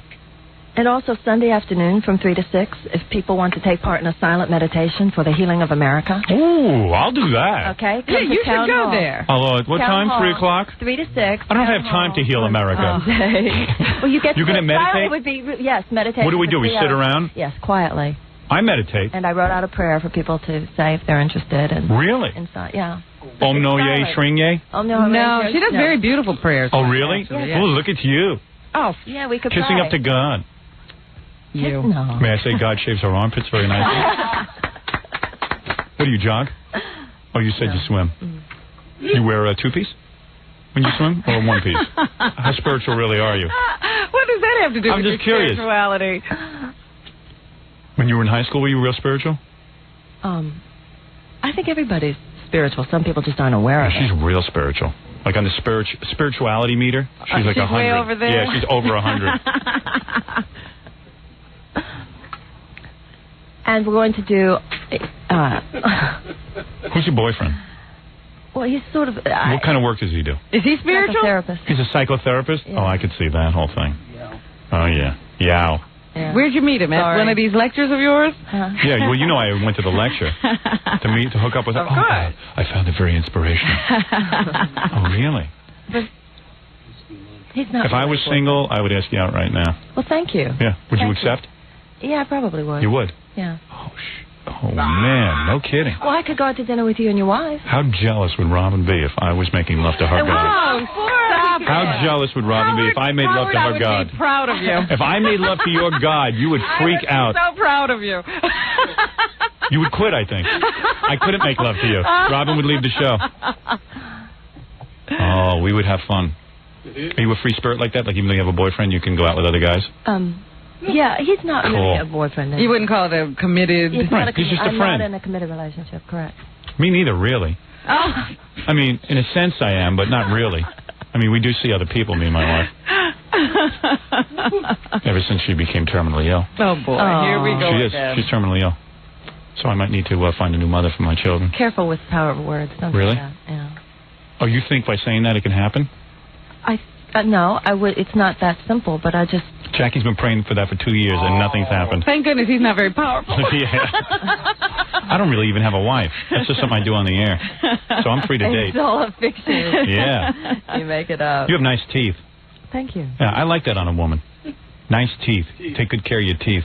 I'm a teeth man. You People have say, nice what do you... You have nice teeth, too. Do I really? The uppers, not the bottoms. I'm embarrassed to show you those. Well, anyway, so I'm going to be there Sunday night. Really? And I want to be there for Will the you meditation come? session. Okay, Sunday afternoon from 3 to 6. What are you going to for wear? Meditation. I don't know what I'm wearing during the day on Saturday. I know what I'm wearing Sunday night. What are you going to wear? I don't want to tell you because then it won't be a surprise. Are you like the Liberace of God, so you change outfits every couple of minutes and stuff? Yeah. Yeah. Sparkles. That's a good one. Yeah. If you do a lot of outfits, wear a thong, I'm there. All right. Marianne Williamson will be at Avery Fisher Hall at Lincoln Center on July 3rd. You weren't attracted to Larry King, though, right? No. That's a definite no, right? And September 1st. I can't believe he hits on everybody, that He guy. can't help it. I think it's an addiction. I think it's the law of averages. If you ask everybody, somebody's got to say yes. Yeah. Yeah.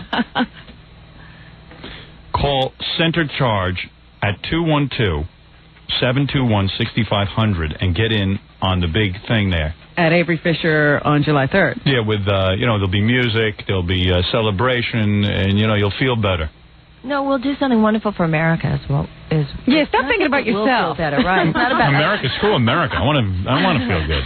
Okay, well, it's kind of one and the same thing. And get hooked into it, and you can meet a lot of guys and women go, right? And you can meet people. Yeah, this is about me. Like, it's a nice crowd of people. Sometimes spiritual girls can be hot, too. Oh, boy. So, and they're usually very horny. So you guys go down there. It's a good feeling group of people. Yeah, it's like picking up girls in church. Oh. You know what I mean?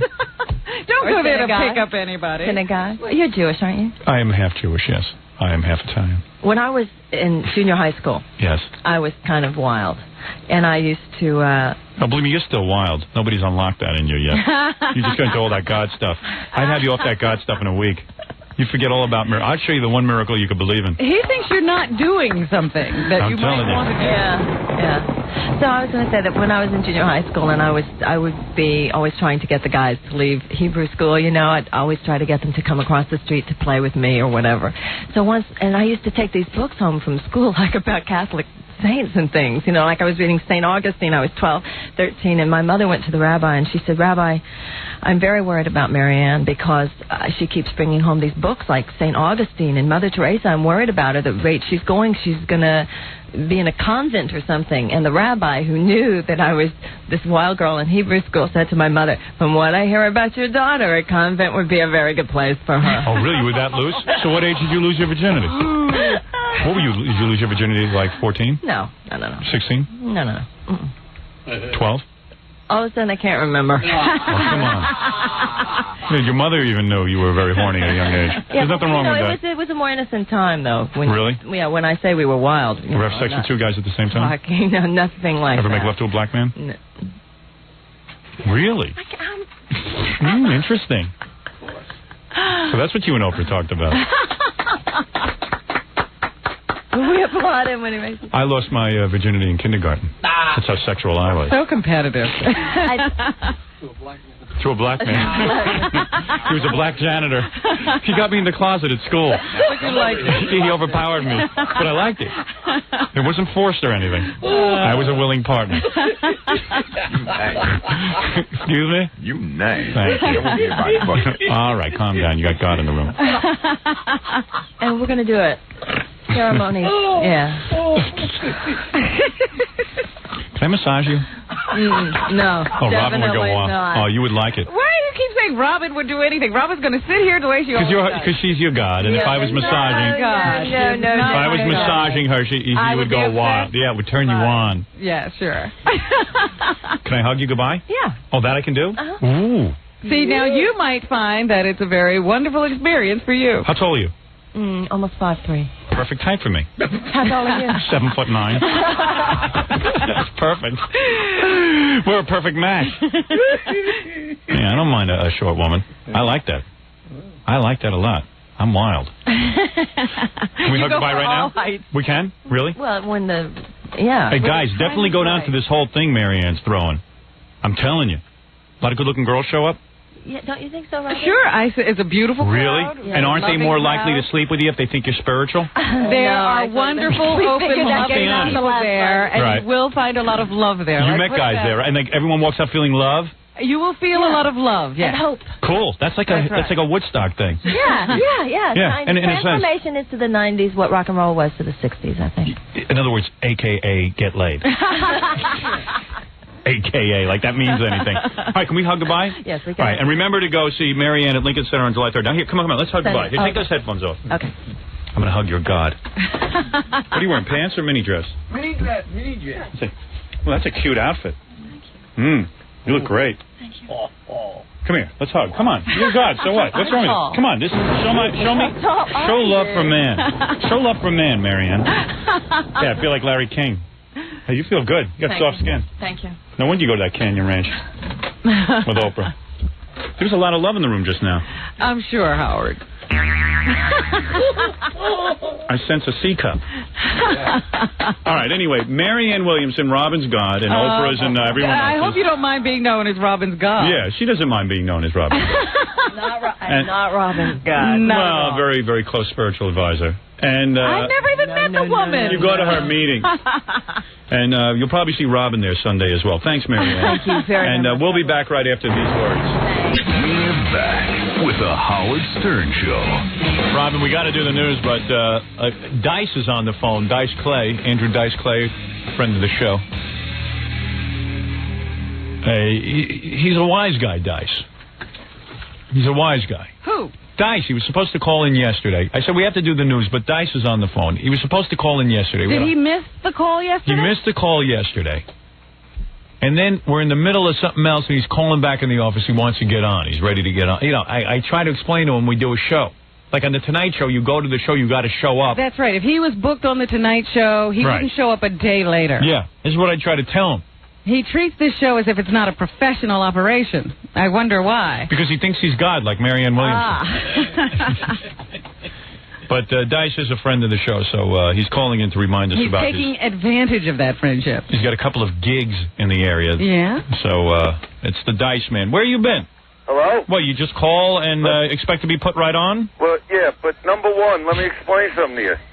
Nobody in their right mind would ever book me on the Tonight Show. Do you understand that? I hear you. Well, if you're going to act like this, of course not. No, you can't be on the Tonight Show. You know, but for the Tonight Show, Dice would be there on time. With bells on. It could never happen. It could never happen. Are you working on a movie? You're not gonna, I just got done with one. Yeah, what's going on with that? I just finished it with me and, Shannon Tweed. Shannon Tweed, the stripper? No, the Playmate? Yeah, she's a stripper. That's Gene's chick. Gene Simmons, is he still with her? Yeah. Shannon Tweed is this knockout. Yeah. I used to read her in Playboy, though, when I was like a kid. Not a kid. Yeah. Oh, it hasn't been that She's long. no spring chicken, right, Dice? Very nice girl. Did you get her? Well, I got a lot of pictures. Yeah. She's very good looking. She's got a really good body. We had a lot of fun. We went to Canada. Now, someone told me in the movie she plays your mother. Oh. But he's got a thing for her. Yeah. And you get it on with your... That was a breastfeeding scene. You get it on with your mother in that movie. Now, when is this movie going to be out? Oh, who knows? It'll probably never come out. I shot it in Canada. Right. It'll be shown in Canada. It's like a Die Hard type of movie. Oh, do you play an action in a hero? No, I'm not the hero. I'm the terrorist. Oh, no kidding. Yeah. So was that good for you? So I just wanted to actually see if I could really act. That's why I took the part. And could you act? And plus, nobody else offered me anything, so I took the job. You're tired of sitting at home. So did you find that you could act? Yeah, I did a good job with it. Right. And, it was fun. It was a goof. Right. You know Andrew can act. Yeah, he's a good actor. But I never played like that kind of thing. Yeah. Just cold-blooded killer. And I love when they did interviews with me and they like you to explain the kind of character. Yeah. Like it's a real thing going on. Yeah, right. Because I can't do that. Like you I don't have patience for that. Like I won't do it. Like you understand the character's motivation for doing things and all that. And who he is as a person. Well, totally. I knew nothing of the script when I got there. You didn't memorize it ahead of time? I didn't remember. They said, what'd you do for preparation? I told them the truth. Nothing. Yeah. That's how I plan on doing my movie. So you did no preparation, and you go on the set, and Shannon Tweed, she would be nude in a lot of the scenes? No, it wasn't one of those. She was actually the hero. She actually gets to kick my ass. Yeah, but she gets hired because she's willing to do nudity. Is that the truth? Yeah. Because then I was cheated. She wasn't nude? No, she didn't do any nudity. She's like an action hero in this. Shannon that Tweed. would be your movie. It's an interesting movie. Shannon Tweed, no nudity. But she's actually a good kickboxer. Oh, is that right? Yeah, good. Now, what is this? You're going to be appearing where? Valley Forge Music Fair in Philadelphia tonight. Is that where you are now? No, I'm on my way. We're at the airport. Where are you, in Los Angeles? I've been circling, waiting to talk to you. Never do that to me again. I made him wait on purpose. But you want to hear something funny? Yeah. Oh, you're going to love it. As we were waiting, we were in front of the United Terminal. Who comes walking by? And I call him. Seinfeld. Oh, no kidding. Yeah. Oh, yeah?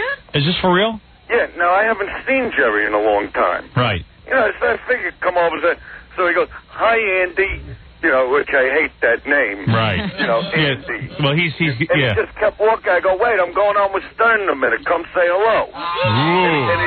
And he just keeps walking. Right. This guy's an idiot. I gotta tell you. Of course. Built like a golf club, too.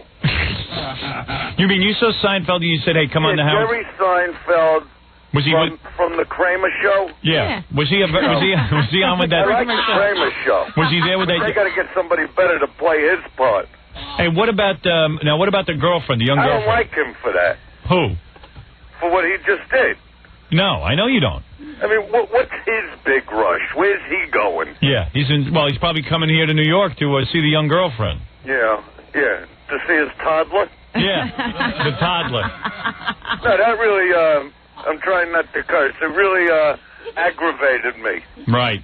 To the point I wanted to smack his head through the cement.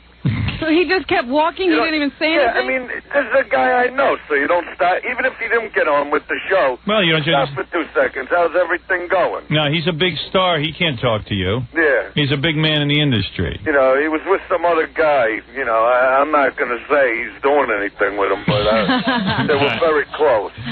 So the thing was, you see this guy, he's a fellow comic, you know him for years. And Exactly. Hi, Andy. Because he's on television, he doesn't have time to stop. Well, it's the same thing. I've never been on television. I said to the guy when I met him, I said, you're just using me. I said, as soon as I push your show up to #1 in the ratings, you won't come on this show anymore. No, that's not true. I like the show. Oh, no, I do the show because I like it. Yeah, that whole drooling thing he does.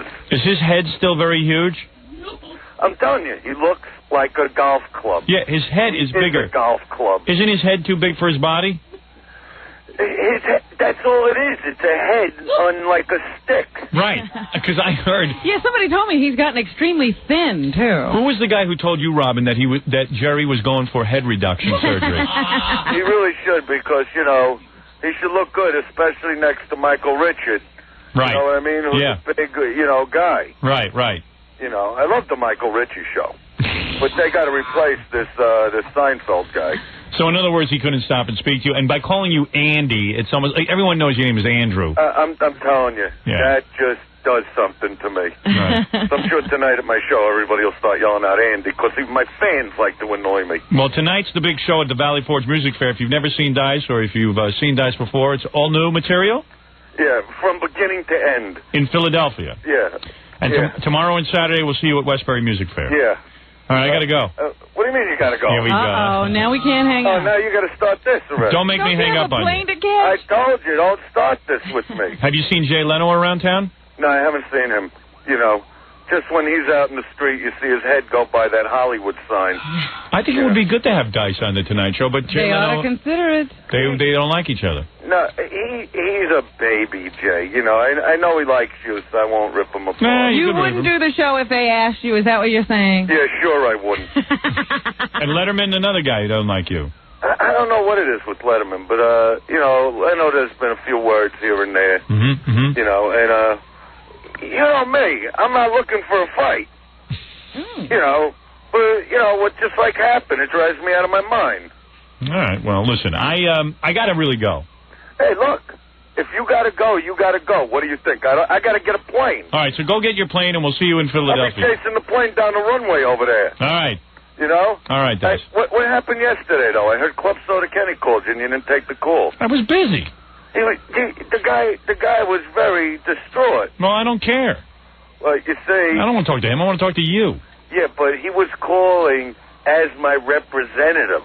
We talk to you. Yeah, we don't talk to your representative.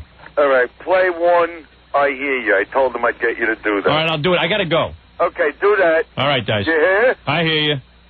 No, you didn't do it. I just did it. You didn't play it. I got to go. All right. Goodbye. All right, I'll talk. Andrew Dice Clay, Valley Forge Music Fair in Philadelphia tomorrow and Saturday at Westbury Music Fair. This guy's a character. I book him on the show, and then he didn't call in. Hey, somebody else call in. He has some guy, some flunky call in. I think someone to take the call. Here's a guy you got to like, because every one of my enemies he takes on as his enemy. Yeah.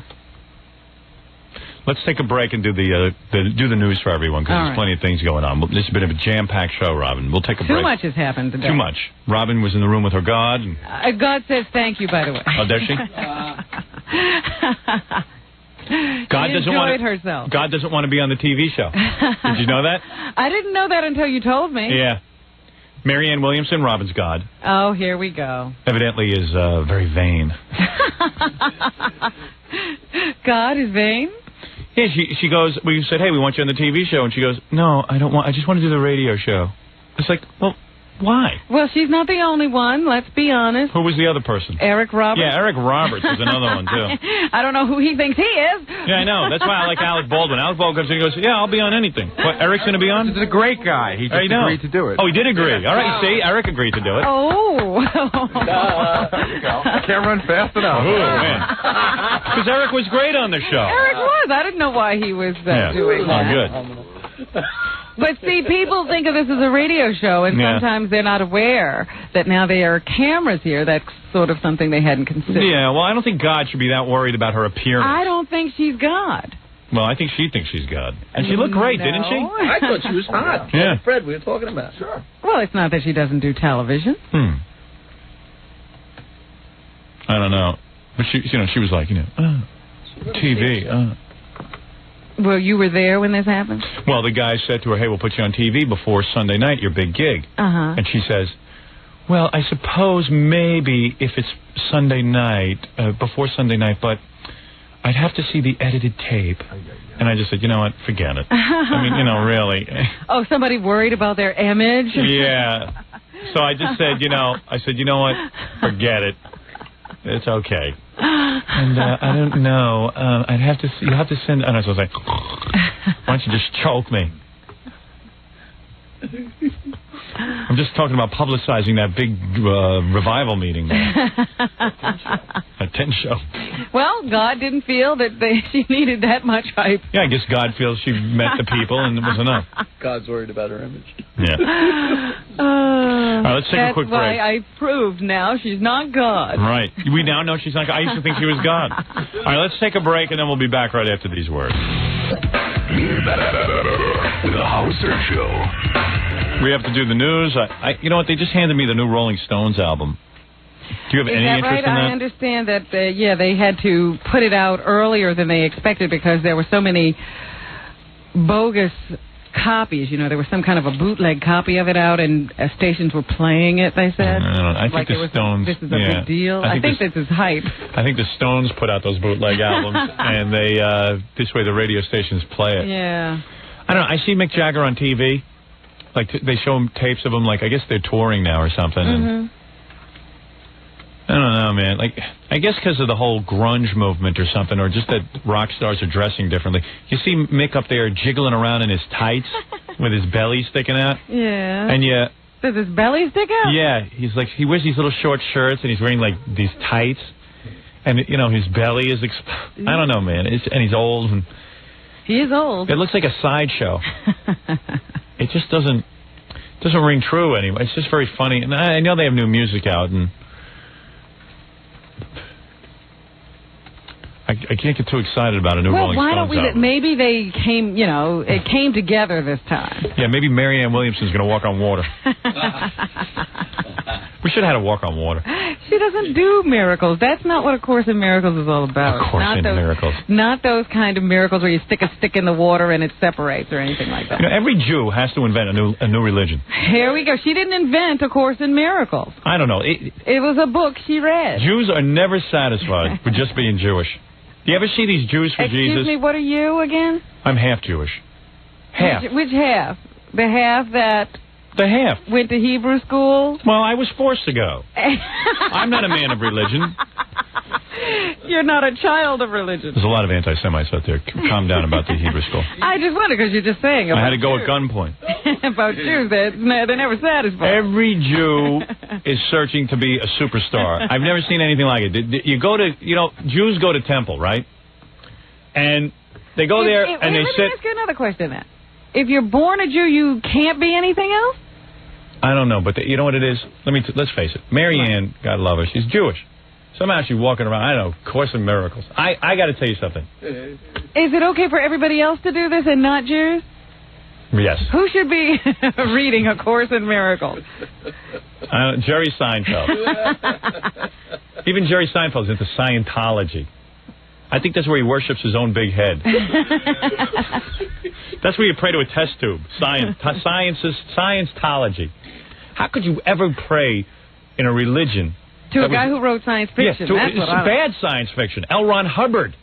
science fiction. I mean, give me a break. And there's a lot of people doing it and hooking themselves up to electrodes and all kinds of garbage. Yeah. I started praying to Stephen King about 7 years ago. I figured, well, hey, let me at Anybody least... who could write The Stand. Let me pray to a guy who writes good science fiction. See what happens. See if I can get something going with that. Must be God. A course in Stephen King. So, So you should have asked her what A Course in Miracles was, because you don't know. I don't want to know. How can I make fun of it? You know what it is. No, I'm just saying, listen, I'm sure it's very good. I don't know what it is. I'm sure it uplifts the soul or whatever it is. But I'm telling you about Jews. These Jews who go to temple, they sit there, and every Jew wants to be recognized in his congregation. So they take one of the Jews, and they make him the president of the temple. They have someone else. They make the top yenta there, the fundraiser, and they give him a vice presidency. So certain Jews will get to sit up front. They get to know the rabbi, this and that. But the other Jews are dissatisfied because each Jew, of course, is the chosen person and has to be recognized. So a lot of them branch off. One guy came up and he says, you know what I'm going to do? I'm going to get everyone's attention. I'm going to start praying to Jesus. I'm going to call it Jews for Jesus. Well, this is the greatest thing because everyone in the congregation now is pointing at you.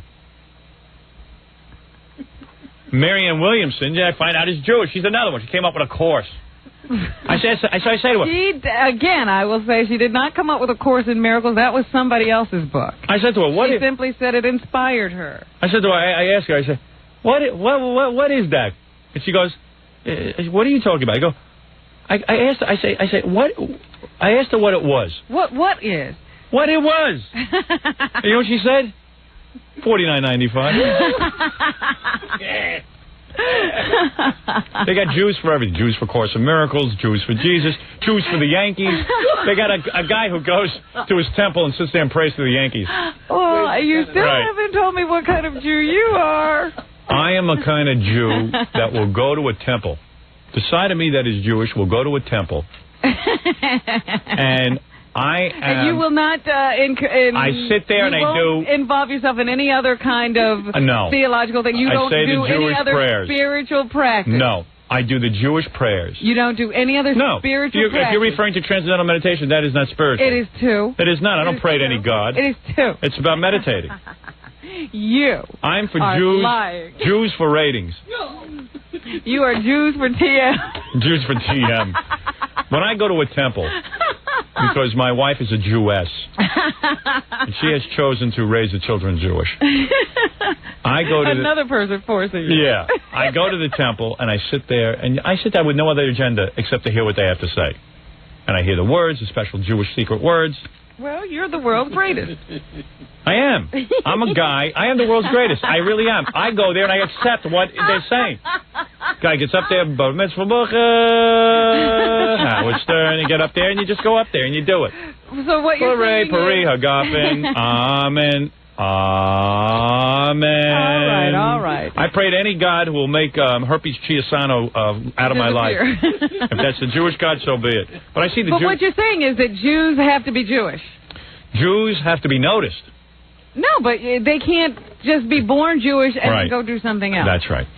That's right. And Christians get to do anything they want to do. That's correct. Okay. I just wanted to make that clear, straighten it out in my own head. No, I am telling you, Christians, another thing, too. I don't see the Christians looking to be... the Christians sit there like dead people in that church, and they sit there and they don't try to change what's going on. How do you think we got everything? We have Catholicism. No, Jews for Jesus is wacky. You can't have Jews for Jesus. Exactly. The Lutheran Church, the Catholic Church had it all sewn up. I'm talking about the Jews. All of a sudden, Martin Luther said, no, I don't like the way they're doing it over there. No. You I'm don't understand. Start my own church. You can't have a Jews for Jesus. Either you're for Jesus or you're a Jew. I belong to a group called Jews Stuck Being Jews. Well, Marianne doesn't claim to be a Jew for anything. Oh, leave me alone. There you go defending your God again. All I know is everyone's had your God in a clinch. That's all I know. Oh, you were afraid to touch her. I had my arms wrapped around her like a... You were afraid to touch her. Like a newspaper wraps a fish. Zap you with a thunderbolt. Like a what? A boa. Like a boa. All I know is she was breathing heavy. That's some God you got. Oh, you're too funny. Imagine saying, spread 'em, God. Oh. Get in the sack with her. God, I'm going to try something new on you. The rudest thing you can do. Have you seen this position? Yeah.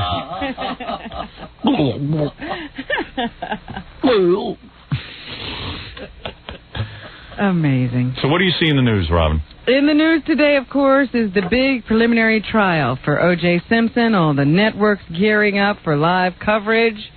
Starting around noon today, everybody's going to interrupt everything because O.J.'s on trial. Baby. They expect to present evidence. The prosecution says it's ready. The defense says it's ready. O.J. getting a lot of support from fans. They say he gets 3,500 letters a day. Really? Yeah, can you imagine? 3,500 letters a day to a guy who, look, between you and me, it's pretty obvious what went on. Isn't that disgraceful? 3,500 letters a day. They say that O.J. has been so bolstered by all of this support, they were able to dispense with his suicide watch. Of course. The guy had a gun to his head. If he was going to commit suicide, he would have done it on the freeway. Oh, for goodness So sake. no longer will they have to look in there every 15 minutes to see if O.J.'s still there. You know why O.J.'s bolstered? He never realized there were so many nitwits in the world that would follow him. Stupider than I thought. This is a country that applauds criminal behavior. It's the truth. One of his friends, a business attorney, Leroy Taft, who visited him yesterday, said he's looking better and better about this. He's anxiously looking forward to the hearing and to getting through it and to prove his innocence. Nobody seemed to have any evidence. He has a whole team of lawyers now. Everybody's speculating as to whether this is a good team, bad team, mediocre team. What the heck is going on with all those lawyers? Yeah, all those lawyers. I'll tell you what's going on. If he better pray he doesn't get off, because when he gets off, he's going to have $0. He's going to have to go to work. Those lawyers are like piranha. They see a guy, they hear, did the guy in the news just say O.J. had $10 million? They get in there. Again. Yeah, He's check got again. Lawyers is what he's got. And those lawyers will use up every penny. You think any of them are going to say, listen, if in the slim chance that we get O.J. off, that we should only use up $3 million so he has $7 when he gets out? O.J.'s feeling better. O.J.'s looking better. I'll tell you who's not looking better is his ex-wife. She's in a box. He hasn't gotten one letter either. How insulting. Imagine writing a... They ought to contact those 3,500 people and have them annihilated. Well, I thought about it. I said, you know exactly who this is. First of all, there'll be more women writing to him than men. Yes. O.J., there I love you. There are all kinds of women who love people behind bars. Dear O.J., why are you mixing races? Now you see what kind of trouble it gets you. Why don't you go after a good woman like me? Dear O.J., you know, you should have stuck to your own kind. We wouldn't do this to you. We wouldn't drive you crazy. We're used to getting bitch slapped. F you. Now, come on over here. I did see a survey the other day that said 48% of the people polled had sympathy for O.J. What, really, sympathy? They were sympathetic to him. Dear O.J., get your afro down here. Let's get it on. I got to tell you something. You think there are only black women writing to him? Oh, yes. Oh, stop it. There's a terrible thing going on in the black community. What is that, Howard? I know you don't like when I say black community. You're not sure where that is. I think you're talking about me, so I want to know what's happening to me. There is a terrible thing going on, not with you. You excluded. You are the only exception. There is a terrible thing going on where criminal activity is applauded. Now, I got to say it the way I see it. Everyone is hopping to defend. Now, forget about O.J. I see it every day in the newspaper. Well, he's a black guy. He was subject. You can't hop to... you got to be glad that these guys get arrested and thrown in jail because they're only going to prey on your own community. I never saw it. It's unbelievable. Every time I see something in the paper. You got to be against crime on any level, no matter who commits it. Black, white, anyone. It's almost like saying, we can't help committing crime, so be nice to us when you arrest us. Well, maybe that's what it is. I don't know. That's what it seems to me. Do you think so? I don't know. Basic attitude that we can't help this kind of activity. Yeah. It's not our fault. Will you stop beating us over the head and choke holding us? Criminal activity is not to be applauded. I don't know. And the lawyers, they love it. They get a guy like O.J., they go through that money like Oprah goes through a box of chocolates. Oh, boy, they see that money. They're like piranha. They're sharks. Circling.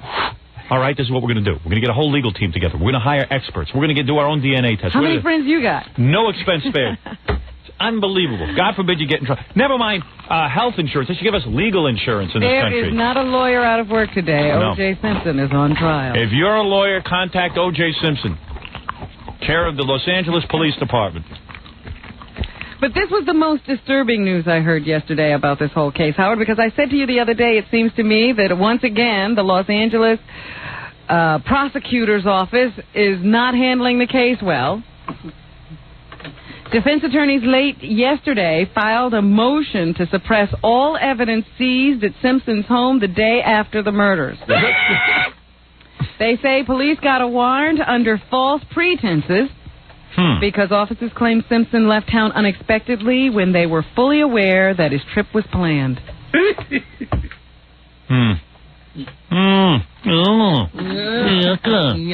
you say to that? Oh, what am I going to say? I don't know what to say. If they have to throw out that evidence, that's practically the entire case. You know, you can't collect evidence anymore. There is no case that stands up anymore. No one goes to jail anymore. It's unbelievable what's going on. Who cares? I know what went on there. What do you think? Some criminal's going to sit there and butcher up this man and woman, these two strangers, and not take any money and not do anything? This is a crime of passion. You got blood all over the place. Finding bloody gloves over here, bloody gloves. You find bloody gloves. I don't care how you get them. What do you get? What didn't the cops do right? They apparently said that O.J. had left town unexpectedly. Right. When they knew he had planned this trip. So now we can't look at the evidence. I mean, that makes the evidence bad. That makes the warrant invalid, according to his attorney. You think cops can know all these rules? These are guys that get out of high school. They got maybe a C average. What do you think? You know, every time I read about one of these arrests, I got to tell you something. Every time I read about one of these arrests, I think this is the first time the police arrested anyone. I think maybe this is the first time. Have they done this before? I go, what goes on? But you know what it is? Because they saddle you with so many rules. Well, the point is, they probably say this about everybody. This is what I'm saying. But very few people have 50,000 lawyers poring over the papers. Right. Looking for every possible mistake. What do they have to do to convict this guy? If you don't dot one I, that's a technicality they can get you off on. The only thing they haven't found is one of his wife's ears in his pocket. That's the only thing they haven't found so far. All right, please. So today, O.J.'s going to be on TV? That's right, and the first witness is Cato Kalin. So we're going to see this on TV? Who lives at Simpson's in a guest house on the grounds and may have some information as to where O.J. was at the time of the murder. Now, this sounds good. Now, what time will I see that, Robin? They say that they're going to start the live coverage with anchors, support, and all that stuff at around noon. Well, I have a photo shoot. Will I be able to get it over there? I don't know what they have in your offices. Maybe the man better request a TV. Yeah. O.J. Simpson is a model inmate. Is he really? Yeah, the L.A. County Sheriff says that he's been receiving the 3,500 letters a day in jail. The mail is being forwarded to his attorney. It's been boosting his spirits. So he's been taken off suicide watch. So boy, I got to watch that on TV today. That'll be on every channel except 11, right? Yes. Right. If you really don't want to do the trial. You can watch Popeye on channel 11. Should be interesting. All right. Oh, yes. We're coming up to the 4th of July weekend. No. I've already warned you that it's summer and you must become pool savvy. I am pool savvy. Ask me any question about pools. Do you leave your children unattended alone? Never. By a pool? Never. Am I an idiot? How long after a meal do you dive in? Right after. Right. I really do. My kids even say, Dad, you're going to vomit. I go, what? Do I look like I'm swimming the channel here? Then I'm in a pool. I'm relaxing on a raft. What is it? Never Dominic wants to tell you about the trial. Dominic? Oh, what is with it? This guy loves airtime. Our legal correspondent. Does he see what time it is? I'm trying to mellow out here. I'm off that story. Does he know anything about pool safety? You know, as soon as he hears I'm on vacation, Dominic calls me yesterday, right? He goes, oh, Howard, cards tonight. Oh, really? No, tonight he wants to play cards tonight. I go, Dominic, I'm going to be out shooting all day. I'm going to be tired. I can't play that. So he goes, Friday night card game or AC. Friday we go to AC. I go, Dominic. Hello? How you doing? Yeah. I said, Dominic, Friday I'm writing all day. I'm going to be in discussion with the writer of my movie. We're moving ahead on this thing. We want to have a first draft by July 10th. Oh, come on, you got to take a day off. Everyone wants to go. I go, who's everyone? He hasn't called anyone. No, he doesn't. He's called the regular guys. He wants to go. Dan wants to go. Who, Dan? Yeah. Doesn't he work at Channel 4 News? Yeah, he'll go. Ronnie will go. Ronnie. Ronnie's attached to my hip, I think. I got to get the Siamese twin operation. Geraldo's going. Geraldo. He's joining the trip. So I said, I can't go Friday. I said, I got a whole 2 weeks off. So is he still going? I don't know. He's waiting for me to do something. He goes, all right, I'll call you. All right, thank you for the call. Got cut off. He got cut off, the poor bastard. Warning. My other warning, my 4th of July warning is don't go about to Jackie's party, because those clams are bad. Is that it? Fireworks. Oh, fireworks. Yeah, Jackie's into fireworks. Yes, he's one of the people I have to warn. You know you have to warn He Stuttering may come John. back without his head. You got to warn Stuttering John. Every year he goes down to that Fakakta beach at Jackie's. Yes. And he lights off bottle rockets into my face. He keeps the population down. Yeah, he sure does. Well, he gets all the illegal ones. He gets the cherry bomb, the aerial bombs, and the M80s, which are already... You know what I hope happens to you, John? I hope you blow your Declared fingers illegal. off so you can't play guitar anymore. Yeah, I'm getting a whole bunch of stuff. Are you? Yeah, for Jackie's party. Gonna outdo And he my- always says he knows how to light it off and stuff. No, he Meanwhile, it doesn't. goes into the crowd. No. You're a hazard. Look at this. 12,600... What? 12,600 medical emergencies every year from fireworks that include head injuries, amputations, and burns. There were 3 deaths reported last year. If I played guitar for a hobby like John does, I would... The last thing you would do. The last thing I would do is sit there and light bottle rockets. I'm getting a 6-inch mortars for this. Is that right? install, What yeah. is that? It's like you have these big 6-inch tubes, right? These big steel pipes, and they're like they're round. And it's with a long fuse. It's a mortar, and you light it, you throw it in the tube, and boom, and it shoots up. It's like Rucci stuff. Is that right? Yeah. Does it look cool? Does there a lot of colors and everything? Yeah, tell Jackie, tell him how it looks. Does that sound like fun? Well, let me just say this. And Jackie lays there like a bloated whale on pot. He all stoned doesn't out. even care. He goes, this is great. Jackie drinks and smokes pot right in front of his mom. You know. Hey. I share with her. There are some... I'm trying to warn you, John. Believe me, I wish my mother was more like Jackie's mother. There are some fireworks that are legal that are being recalled, Howard. Like? They're called the Gorilla Bomb 2. Bombard. Bombard. And the Bombard 7-shot. Bombard 7-shot. As well as the Alien Invasion. What about the nigger chasers? Oh, remember those? They are not on my list. Nigger chasers. Do you have any of those? No, but you can make homemade nigger chasers. You just got to pull the stick off a bottle. Do you know there's a firework? I told you about this. Yeah. That are called nigger chasers. Yeah, you get them all the time. No, Howard, I didn't know that. You want to say it one more time? But nigger chasers? Do you know that? I used to say it on the actual wrapper. Really? Yeah, and it would spin around. Like you just put it in the middle of like a group. Hey, don't shoot the messenger. He's just telling you. Hey, come on. He didn't make them. He just lights them off. Now, can they actually chase black people? Well, it's no, they chase John. Supposedly it goes after the black person in the crowd, you know. Sure. Did you How ever does it see know? it work? No, I haven't seen it work, no. But then again, I didn't have a black person in the Technically, crowd. what is it? Right, though, nobody ever. What is it? It's just a bottle rocket, right? No, it's like a little, it's about 6 inches long, Yeah. and it just goes around in circles and goes, wee, wee, wee, Does it shoot off colors? No, and then, Sparkler. it scurries around, it scurries around, and suddenly it shoots out, and I've seen those. and it'll blow up. I didn't know that was called a nigger chaser. Yeah, it used to be. Is that right? In John's neighborhood. That's what it says in the wrapper. No, it used to say it a long time ago. It really did. Yeah, it did. Yeah, it did. It was called the nigger chaser. Well, we should be very proud of that in this country. Anyway. Hey, come on. I didn't invent the firework. I'm not yelling at you, John. I'm yelling at you. But they're recalling these particular models of fireworks, Howard, because there's a danger that they may tip over and injure the users. Yeah, John, because I go to Jackie's party. I went once. That was enough. That was enough. All right. And I'm laying on a beach with like 100,000 white trash all on top of me. Isn't Jenny beautiful? They don't have any white trash. All I know is I try to lay down on my wife's lap, put my head down in it, like be a little romantic. Next thing I know, I got a transsexual jumping on top of me. Oh.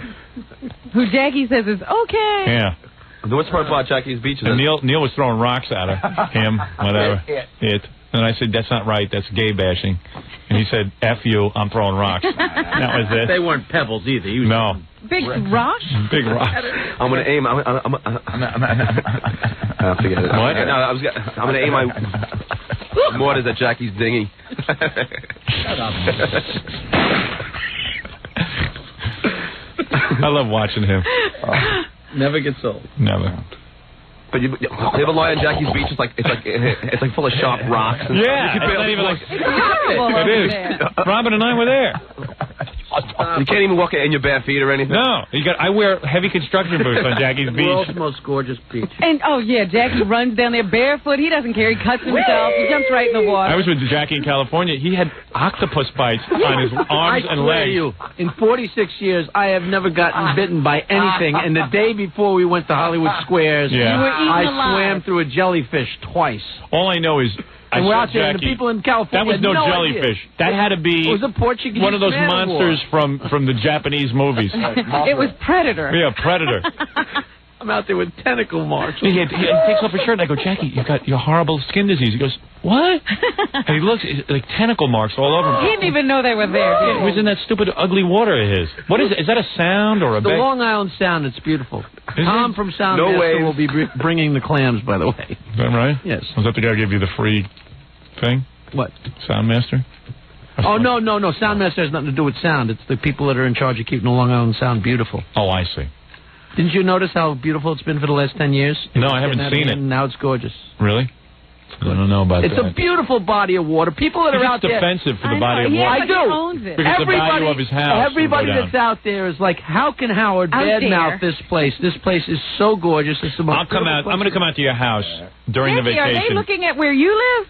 And jet ski. I really want you to. I bought water skis, too. We'll go water skiing, jet skiing. That's what you think. And then you can have a great time and then come on the air and say how it sucks. Hey, I'll come on if it's clean, and I'll say so. I just don't want tentacle marks all over my body. And I'm certainly not going out 4th of July to watch John light off his stupid fireworks in my face. Yeah, because you'll get hit. He is so overdue to set his hair on fire. I know. With his long, floppy shorts and his hair flying in John the gets breeze. real high. He's wasted. He does everything you're not supposed to do when you light off fireworks. You're not supposed to light off fireworks to begin with. And you're not supposed to be as drunk as he is when he does it. Yeah, and he's loaded out of his mind, and he starts lighting them, and then all of a sudden, the next thing you know, John's hair is almost on fire. Got ashes, those little lit ashes I told in you the one hair. time, a guy, unbeknownst to me, went and put a 3-inch mortar in my 6-inch pipe, and the thing blew up right on the ground. And that was probably the most dangerous thing that ever happened. All I know is the best part of 4th of July is when you come back the following weekend and all the news shows have report on how many people blew their fingers off. That's my favorite day. It's great.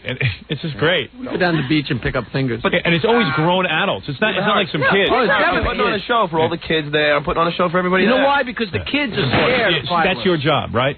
Well, it's, people bring food to a party. I bring the fireworks. Oh, I see. It's part of the deal. Why don't you bring some food? Could somebody follow John? He's probably responsible for half the fires. Yeah, I will definitely get some videotape of John this Check. Do you enjoy it? What? Do you enjoy my fireworks? Be honest. I'm usually not done it. Oh, he's always... No, he does bring a lot of stuff, and he's very generous. And it's funny, because I laid there with Jackie and John, I got to tell you the truth, me and Jackie laid there and just goofed on you the whole time. And that's all Jackie ever It's like does going about to the your circus. fireworks. It's fun to watch the guy on the trapeze, but what are you hoping? Right. You're hoping he falls. He falls. Oh, Because Jackie was sitting there smoking one of his many joints going, look at that idiot. That's how I watch your comedy shows, Jackie. Hoping you bomb. I know that's true, too. All right, you got me. All right, go ahead, Robert. Enough already. Just Sorry. be forewarned. Sorry. They're talking about a merger between QVC and CBS in the paper today. All hell is breaking loose in the entertainment industry. What does that mean? It means that the world has gone nuts. CBS, the Tiffany of broadcasting networks, is about to get into the selling you garbage network. I've never seen such garbage as on that home shopping network. And, God bless her, Meryl Marco, David Letterman's ex-girlfriend, has written a brilliant book. It's going to be out in the stores in a week or two. It's called How to Be Happy Like Me. She said the only life form that is lower than the game show host is the people who sell you stuff on TV. It's unbelievable. Well, they say that what's going to happen is Barry Diller will move in and become the head of CBS. Yes. If this merger takes place. Well, very strange goings-on in broadcasting. Yeah, the guy who runs QVC, Barry Diller, evidently all of a sudden, Larry Tisch, they're all worried about Ted Turner taking over CBS. Now, so what's going to happen is, I think, Robin, now you tell me if I'm wrong, Larry Tisch and Barry Diller are going to merge companies. Yes. QVC can't be worth what CBS is, but all I know is definitely not. They're going to merge companies. Larry Tisch is going to retire, and Barry Diller is going to get to run CBS. Yeah. Now, that's a sweetheart deal. Where's the downside for him? And what is CBS gain? They keep saying that it has strong cable ties and it's great for CBS in some ways, but I can't figure it out. Yeah, I can't figure any of it out. It always seems like they're getting the raw deal, CBS. Well, CBS is freaking out. They lost football, and that was a real big blow. They don't know what to do. They don't know. Now they're ready to get out of the whole business. They lost those channels, and got to switch with weaker signals and junk, so they're just freaking out over there, I suppose. Yeah. As opposed to here where everything's under control, ironically. Have you ever wondered about alcohol, women, and sex? Oh, yeah. Well, there's a new study out of Finland. Like they know. That discovered that low amounts of alcohol in the blood increases the level of male hormone testosterone in a woman's body. It has always been believed that the sexual drive in women is sort of regulated by testosterone. And you notice that men are always trying to get women to drink so that they can get them. Oh, yeah! There seems to be some correlation in science to the whole deal. Isn't testosterone a male hormone? Testosterone yes, but is male. women have it. You have a little bit of estrogen in you, I suppose. Yeah. I don't know. I don't see any evidence. Scott Einziger. Not like Scott Einziger. But yes, ridiculous. women do have small amounts of it around, and that's supposedly why they get all sexed up when they have a drink. It is especially effective, they say. On Jackie's old girlfriends. No. When women are ovulating. Yeah. Thus, you have all these babies created. Oh, yeah! Let's get Robin drunk. When girls get drunk and wind up in the backseat of your car. Yeah. Or when they're on birth control pills. Really? So if you don't want her pregnant, but you want to have that same alcohol effect, give her some pills. Get her on the pill. Super. However, they don't find that the same thing happens in men. Alcohol doesn't increase their testosterone level. So we don't know why men want to have sex when they're drunk. We want to have sex all the time. You don't need to be drunk. It really doesn't have anything to do with your state of mind. Makes guys feel great that women need to be drunk or on estrogen pills in order to get hot for guys. Oh, yeah! It's really amazing. Yeah, that's amazing. Isn't it amazing that there are so many people? Why can't women be as horny as guys? Yeah. Women are, I'm sure. Then they look at guys and they go, then they ugh. look at guys. Yeah. That's right. Guys are so smelly and hairy. Except Scott. Oh, be quiet with Scott. He's more man than you are. True. Go ahead. Rolling Stone magazine has proposed a new phone service that will allow music lovers to have 3,500 different music title samples at their fingertips by touching the keypad on a phone. Is that right? Yeah. They say this is going back to the old listening booth that you used to have in record stores. So instead of having to buy an album blind or a CD player, a CD blind, because you can't really tell what's on the rest of the CD, you just know what the hit is. This way you could actually take a listen by phone and see if you really want it. If I have two telephones, will I get stereo? I don't know, but they've merged with somebody too. Because I don't want it to buy any records. Oh, come on. Sylvester Stallone paints. So does Fred. And yesterday he filed a libel suit against a New York lawyer. According to the suit that was filed in a court in Philadelphia, this lawyer defamed Stallone in a story idea the attorney tried to sell to a supermarket tabloid. The story proposal supposedly suggested that Stallone cheated a woman out of 3 potentially valuable paintings that he had done and she had owned before he became famous. So I guess what the guy is saying, that Stallone used to sell his paintings before he became Sly. Right. Before he became Rambo and Rocky. And then he went back and tried to cheat this woman out of them so he could reap the value of his increased fame, I suppose. Maybe. The Star apparently never ran the story, so I don't know how Sylvester Stallone was really hurt, but he has decided to sue anyway. It's ridiculous. Sylvester Stallone's a painter. Yeah, and Mike Tyson's going to be a brain surgeon. You know what's funny? That Mike Tyson learned something in prison. Yeah, the ABCs. No, he learned that all he can do is box. Right. Yeah. He couldn't even get his high school equivalency. Yeah, he finally said that the other day. They asked him, somebody was talking to him, they asked him what he was going to do when he got out of prison. He goes, man, all I can do is box. Yeah. Of course I'm going back to box. We proved I can't even get a high school diploma. He used to say he could do anything. He'd be just as successful at anything he touched. Right.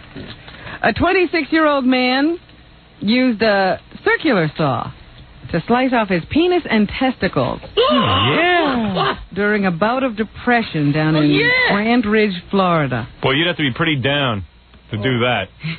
What were you depressed about? It happened on June 10th. What's the guy's name? Nicole Bass?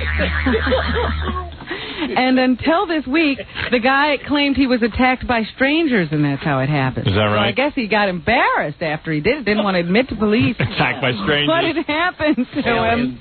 Aliens did that. He had constructed a crude wooden device to hold his sex organs in place while he used a circular saw to slice them off. He put his penis and testicles through the opening in the wood, nailed a board over the top to hold them in place. Oops. Wow. Boy, was he determined. Then he laid the circular power saw on top and sawed off his organs. That's funny. That's really great. Then he tossed the severed organs in the back of his pickup truck and drove 50 miles to a hospital in Alabama for medical treatment. A lot of guys have like a weird sort of thing when they lose their minds. Yeah? They hate their penis? Yeah, it's like God is telling them to cut off their own penis, and, it's dirty. Well, you always refer to yours in rather negative terms. I try to cut mine off. I can't find it.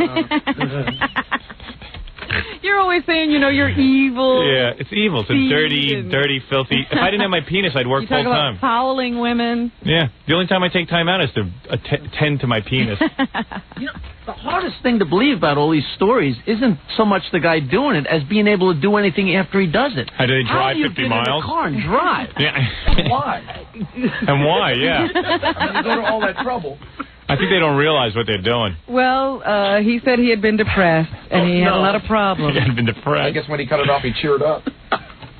He went outside and hurt himself, and then he drove to the hospital. After you cut your penis off like that, I don't think you have to tell anyone that you're depressed and you have a lot of problems. I think they should just take that at face value, yeah. It's a gimme. Yeah. This is sad news for all fans of Saturday Night Live. What, Jackie got a job there? Julia Sweeney, who plays Pat on the show, has decided to leave. Oh, I didn't even know she was still on the show. The one who plays the androgynous character? Yes. Isn't that becoming a movie? Didn't they make a movie out of Pat? Yeah, I think someone got insane and signed her to a picture contract. It was Reicher or something. She said she wanted to leave before it got bitter. And she was on the verge of becoming bitter. Bitter about Saturday Night Live? I guess. Why would she be bitter? It's a really difficult job, and I don't know... Why is it difficult? She's only on once a week. For me anymore, except the money and the chance to meet celebrities. Well, what's wrong with that? She became disenchanted with SNL because it didn't give women enough airtime. Well, she'll be more enchanted with McDonald's. They give women all the airtime they want. Yeah, that'll be a fun job. And you won't meet celebrities. And you won't have to make a lot of money. SNL has enabled her to break into the movies. It's Pat the Film. Yeah, we keep hearing about it. It's supposed to be released this summer. Mm-hmm. Yeah, except it isn't going to be. Pat the laborer. Pat the worker at McDonald's. Pat the counter girl. But, so that's why she's got to go. Yeah. It's a good reason to leave a great job like that. Well, she's going to be bitter. I think it's better to leave. I get a feeling Lorne Michaels gives you the axe and he says, if you want... Go say anything you want. Yeah. You can say you left. And that's what's happening, folks. Thanks, Robin. Uh-oh. All right, that means it's time for us to leave and start our vacation. We'll be on the E! Network. Check us out. We're going to have some new shows for you. Even though we'll be on vacation, we're going to have Best Of here on the radio. Mm-hmm. Just remember that. And we got some good stuff on Best Of. Also, 1-800-52-STERN. I told you we might have to take that off the market very soon. Oh, you better get in on it now. Also, hey, good news for fans of Jackie the Joke Man. There are still some CDs left. $10 plus free shipping and handling. Price includes full-color Jokeland catalog. Call 1-800-323-5464. And tonight, there's a big show, the big celebration of 4th of July going on at Chuckles Comedy Club. I think Stuttering John will be there lighting off firecrackers. It's right in the parking lot. On Mineola and Long Island. For information and samples on Jackie's CD, call 516-922-WINE. And Fred Norris. Good for you and the Fred Norris Band. Opening for Leslie West at the grand reopening of My Father's Place this Saturday on Bell Boulevard in Bayside, Queens, formerly Jimmy's Comedy Alley. That should be a lot of fun. See the legendary Leslie West and, of course, Fred Norris. And don't forget to buy Stuttering John's new album, available in record stores everywhere. And to get on Stuttering John's mailing list, you can call 609-546-STUPID. Don't miss Steve the Gorilla hosting the Hawaiian Tropic Beauty Contest at Faces in Bay Ridge, Brooklyn. That's tonight, June 30th. How'd they let him get that gig? I don't know. But thank God he's got something to do. He's been working here free for 4 years. He's finally worked into 1 gig a week. Dice tonight at Valley Forge Music Fair. Tomorrow night at Westbury Music Fair. Go see the great Dice Band. Parents of Murdered Children will be holding his second annual fundraiser on July 17th at Eisenhower Park in East Meadow. For more information, call 516-395-3820. Also to see Marianne Williamson, a.k.a. God, July 3rd. God, she's a very inspiring woman, though. Yes. She inspires Robin and Oprah and myself and also Elizabeth Taylor. See Marianne, July 3rd, Sunday night, Avery Fisher Hall at Lincoln Center. You can call 212-721-6500. And she'll be there with Earth, Wind & Fire and some other people, I guess. Christopher Cross, right? Yeah. One of the guys in Earth, Wind & Fire. Verdine White. Yeah. Also, hey, pick up the new issue of Playboy.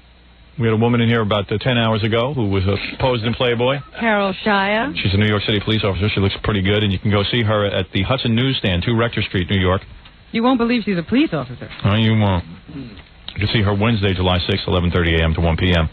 If you're planning a wedding or summer party and you need a great disc jockey, call the one and only Wigs Up, Scott the...